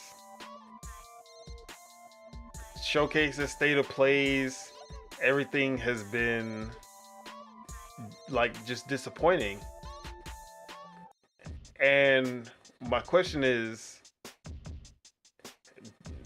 they're still the market leader even without any of this, and Xbox is still last place with how amazing this is. So do you guys think that these showcases are even important? Like, could PlayStation just continue to, I mean, yeah, do you think PlayStation can just put on okay shows like mediocre, okay shows, and then Xbox just keeps putting on these type of showcases like every time? Do you think we'll see a big shift, or do you think at the end of the day this doesn't even matter? Look, I really feel like at the end of the day, they just gotta do better than PlayStation, and PlayStation's hardly putting out anything. So it's kind of hard to be last place I feel when someone's like intentionally putting themselves in last place. Like all you gotta do is, all right, like someone gives you a chocolate chip cookie, right? You're like, oh great, a chocolate chip cookie. The other person, they see that they just gave you a chocolate chip cookie, they put a little whipped cream and some sprinkles on it. Hey, it's automatically better. It's automatically better, bro. They just one up you. I'm sorry. I'm sorry. Yeah. That's just how it is. I think it's like half and half, because I feel like people already have for PlayStation, because they already got brainwashed into it. My thing is, if I was Xbox, I ain't gonna lie, I would probably put bread into a big streamer and try to get that, and try to get him to convince motherfuckers to get the Xbox, or like, Yeah. pretty much, because it's like everybody, have everybody have a PlayStation because of. Like if they get Kai Cenat or somebody. Bro, I was gonna say, it's just hype. get Yeah, that's Kai why- to play like the biggest Game Pass games at least Yeah. once a What month. is a Damn. PlayStation or That, That's bro, what I'm that's saying, if they hey, paid him and shit. exactly. He'll play it for But- some money, for some But bread. it's hard. Like unless he You gonna have to declined it learn because he's everything really about it, loyal to. like- If he really loyal to it, then to PlayStation. Because I we respect like, him for that. because they've been going for like content creators to like make PC Game Pass type of stuff, like Caleb City and Yeah. some other people that I don't know, but I've seen like a compilation of everybody that has done like PC Game Pass stuff, and that's cool, but like they need to go even further, like I have just feel like them it's more of streaming a these games, like mental. It's more of the what you call like everybody just picking that side of PlayStation. So it's like they just have to. It's like I don't. It's like how do you get people that's already like, you know, they're simple minded. They're just going off with what. Not I can't even say what they peers say. It's just what's the supposed. I mean, the- it's PlayStation internet is the like, you know how back in the day, no matter what console you had, your mom would call it a Nintendo. Yeah. Yeah, like Yeah. oh, that's the Nintendo. You playing an Xbox or a PlayStation? Yeah. We're at the point now where PlayStation is like that is the only exactly. thing that is considered a gaming like when Yeah. people are like, oh, I want to play a game, I want to buy a new system, the first thing that comes to their mind is PlayStation, Exactly. If Microsoft can get that to and then turn, second would be Nintendo, obviously. yeah, Xbox is usually the last thing to my pop mom up when calls someone's it thinking of Game gaming, Pass. like as a casual person. yeah, that's where it's really at. That's the thing. It's not even. It's like it's not their fault. Well, kind of. It's It is kind of their kinda fault. But it's like they gotta get that because they got the games and everything. It's like See, when the games. Yeah, at one point they did have it during the 360, and Yeah. they threw It it was all on away. top. It was Yeah, on top. Exactly. But yeah, I know what you mean. They need to get that mind share is what I like to call that it. Mind, yeah. they gotta Where shift that. Xbox is like the first thing. If not Xbox, I don't even think Xbox. It should be Game Pass. Game Pass should be the thing that ever like how Yeah. Blockbuster Exactly. and Redbox and all these other like all these things that we used to do, and then Netflix just said, nah, this is how we gonna do it now. Game Pass should have already had that moment. I don't know what's taking them so long to have that Netflix moment where everyone's just like, bro, Yeah. why would I that ever ad. go back to They like- need a good ad. or yeah, some like shit. like a good ad with people influencers that people like and stuff, big and small, because you know people like when small people be in big like with around a lot of big people when it comes to like influence. So that would be that's all like that's what they like. They just need something like that to pretty much what you said. Like if they can make that Game Pass like Netflix, then it's like Yeah, and then then they gonna also win. obviously you need to have the content, because if you have your Stranger Things, that some things like that blew up Netflix because you had to. Yeah. So if we get that Gears and it's back to the like hype of Gears 1, Years, yeah. like if we get back, And then if we get that Fable and like it's a top tier third person RPG, if we get who else is what else is gonna be big? Perfect Dark, if like like 90 plus, if you get in all these back to back like really big 85 to 90 Metacritic games, then yeah, that's gonna be enough to bring people in. It just needs to, all the games have to hit at the end of the day. Like they can look good in the trailers. Redfall looked good in the trailers, but if we have another Redfall situation, or if these games don't hit how people think it was gonna hit, then that's gonna basically just throw all that momentum out of the, like it's going out the window. So at the end of the day, the games really have to deliver even after these showcases. And yeah. that's the thing, like even when PlayStation doesn't deliver good showcases, people still like, oh yeah, God of War Ragnarok, love it. Spider-Man 2, love it. No one loves Horizon. And then if the games do hit and you see how PlayStation not really dropping shit, that's gonna be a good thing too. And then at some point, you're just gonna keep seeing that, oh, I'm paying $70 over here, and they just keep getting the same game at the same time for free. Yep. Quote unquote free. Quote unquote. Oh, I gotta pay a It is subscription. free when you look Yeah, at it. that's what I'm People saying. that Like playing- when you already got your stuff paid up, and you No, got I'm a just year or saying some it's change, it free just feels because like, oh yeah, it's free. Like if you think about it, what's the highest tier of PlayStation? How much they charging them? yeah, Like, and you still got to is pay it for 30? online I on don't know. PlayStation. Exactly, you And that pay shit for is like online. $100. Wait, it's like, because they upped the price of it. Oh, I think it's 80 now for just the basic online.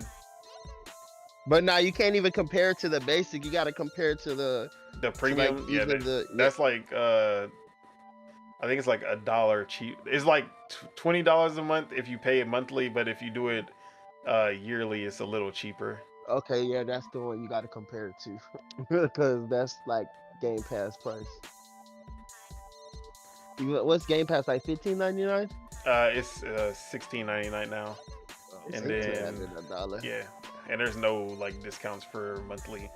But since Xbox actually allows keys, unlike PlayStation, you can just go on CD keys and get it for cheaper.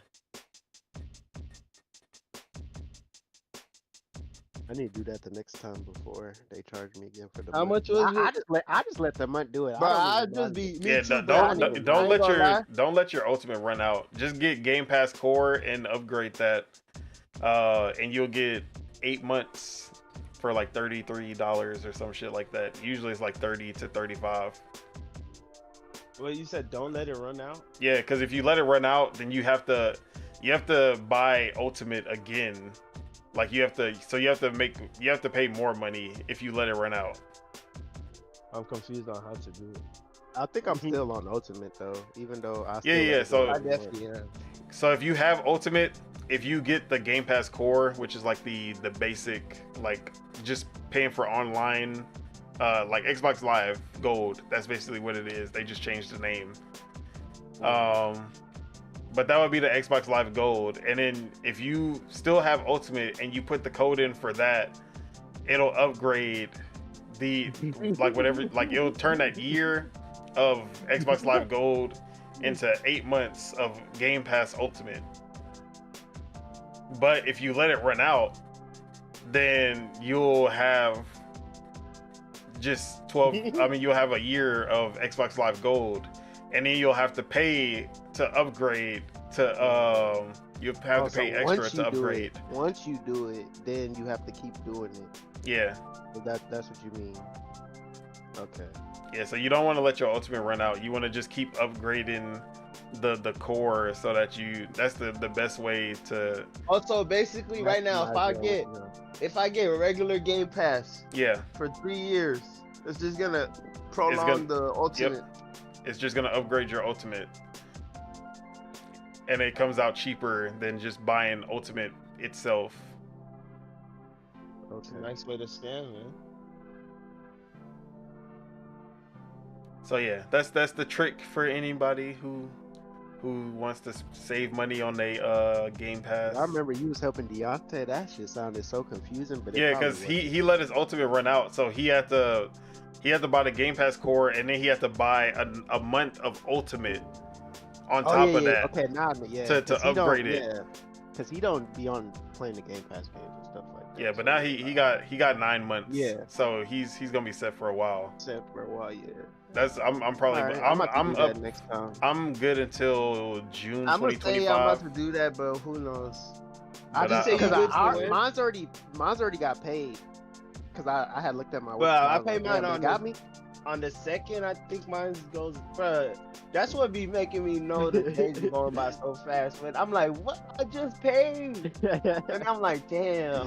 Like Once this those go are by. those literally two only subscriptions I got is Game Pass and YouTube. I ain't gonna lie. Let me I'm gonna buy so right today to at least extend my shit, bro. What Game Pass?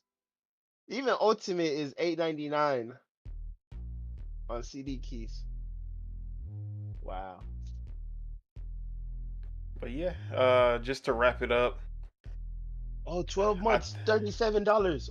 Oh. Wow. Yeah, I man, think I'm like I said, disappointed. PlayStation,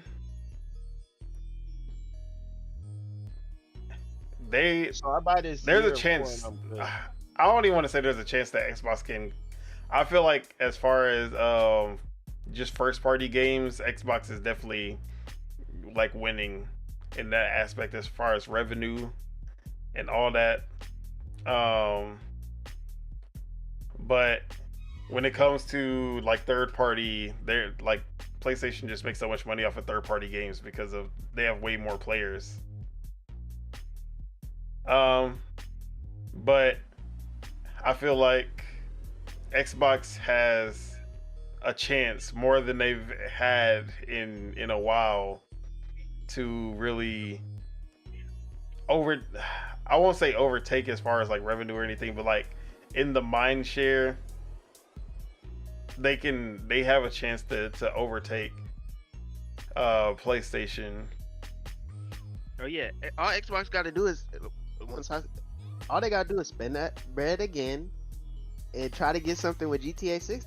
Then they won. Oh yeah, that's really the whoever gets GTA 6 wins. I don't care what it don't matter what happens. If you get the marketing rights to GTA 6 and do something that'll entice people to come to Xbox or PlayStation, you won. It's over. And Sony already has a somewhat good relationship with Rockstar, so Xbox needs to pull out all the fucking stops. Nah, like if it's some random crazy way that Xbox get it, it's just gonna be more. Like it's like when I say they go Call of Duty and Grand Theft Auto, and then look, that's what I'm saying. You get you bundle Grand Theft Auto 6 and Call of Duty into the Xbox. Just bundle both of those games into an Xbox and see what happens. Or if they do something with Game Pass, like you get something, or you get like bread, like every time you log in a certain time, when online come out, you get bread or something like that. Like something like that too will be a good. Yeah, just Game Pass. You get like your monthly perks. You get yeah. Like they gotta drop that bread because they gonna get it back. They gonna get it in back. full. Like, they gonna get it back. They gonna get it No back in bullshit. full. No bullshit. Satya, don't fucking play. Whenever that that gets checkbook. announced, who's gonna?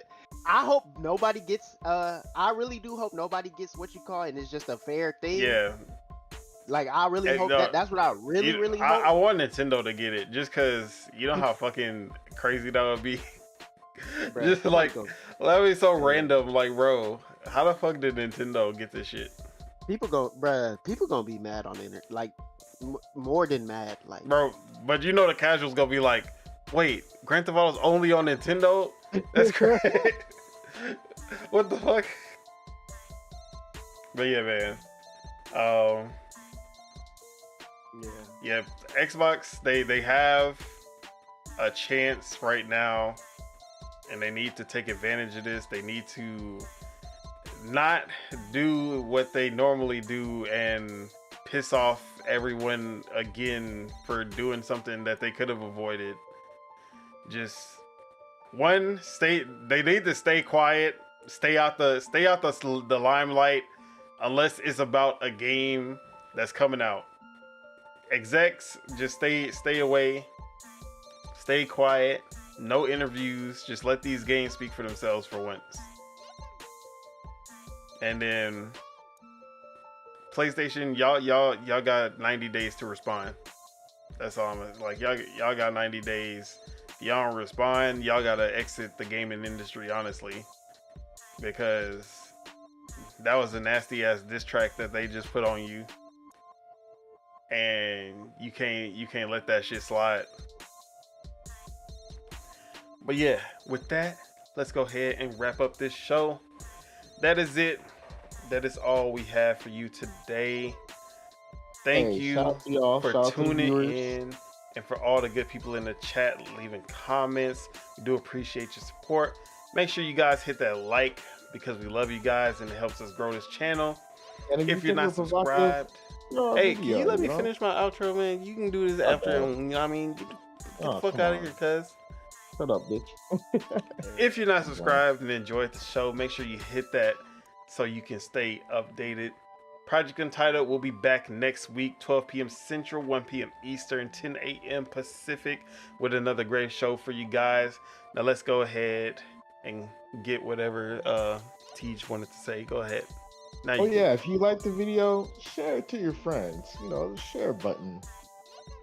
Shout out to y'all. That's all I wanted to say.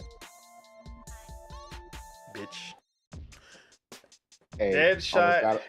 Almost got us canceled, boy. Almost got us canceled. Dead Man Tej. They call me Deadshot Bob in my chat. I don't like it. I don't like it at all. What you got going on for the rest of the week? Or next week, I should say. And where can we find you? I got Mario Maker, so I've been bitching at that. But yeah, you catch me on Twitch. Twitch.tv/DeadshotTees. You will be ignored. That's all I'm gonna say. I'm playing. But yeah, I stream every day, 9 p.m. If you want to catch me, catch me. If not, all good. Alright. Spitter, where can we find you and what you got going on next week? You're on Spitter on everything. What do I have going next week? Same old, same old.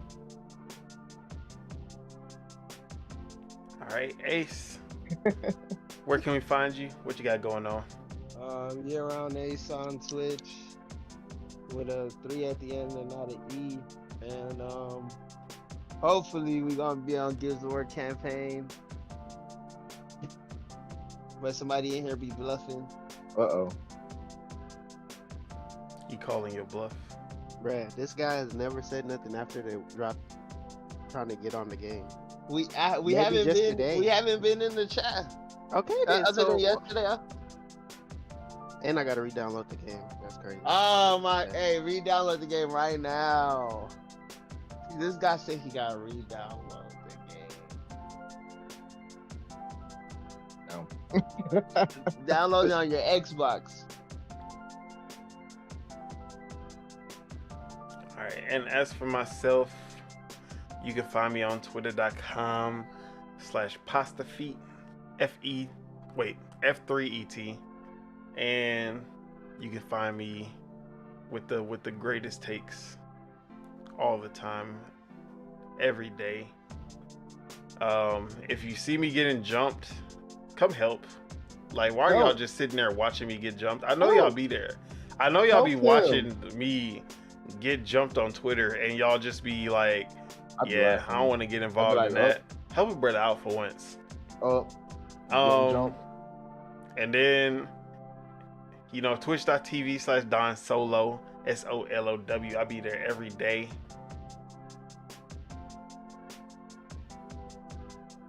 That was a joke. Okay. Yeah. Terrible and then, joke. I'm about to go see Inside Out 2. Shout out to Disney Pixar. Been waiting on this one for a while. See Bad Boys. He over here talking about Ace. I'm gonna see Bad Boys also. But yeah, had to see Inside Out 2 first. And then, plus I haven't watched the last one, last Bad Boys movie, so I'm about to watch that with my girl. Or actually, we have to watch all three before we go. Like we did with... We did that with the Planet of the Apes before Kingdom came out. Whoa! You really put that with Bad Boys, huh? I see. Yeah, this Bad Boys. Hey, you're a sick person. I'm a sick person. Yes, you're a sick person for even making that correlation. Whoa! That was just the last movie that we went to go see, you ass. Oh, yeah. I'm noticing. But yeah, about to go see Inside Out 2 right after, and then next week I'm gonna be playing something. I'm always playing something. Y'all know I'm gonna be playing something new, whatever. Oh, actually, I know exactly what I'm gonna be playing because I'm about to get that Shin Megami Tensei 5 Vengeance. Even though I bought Shin Megami Tensei 5 on the Switch and never opened it once. But I'm about to get on PC, and I'm gonna play it for real this time. So shout out to that. And then with that, let's go ahead. Any final words for the people before we get the fuck out of here? Hey, shout out to Pasta Feet with a 3 instead of an E. Shout out to Year Round Ace with a 3 instead of an E, and shout out to Year Round Spitter. Hey.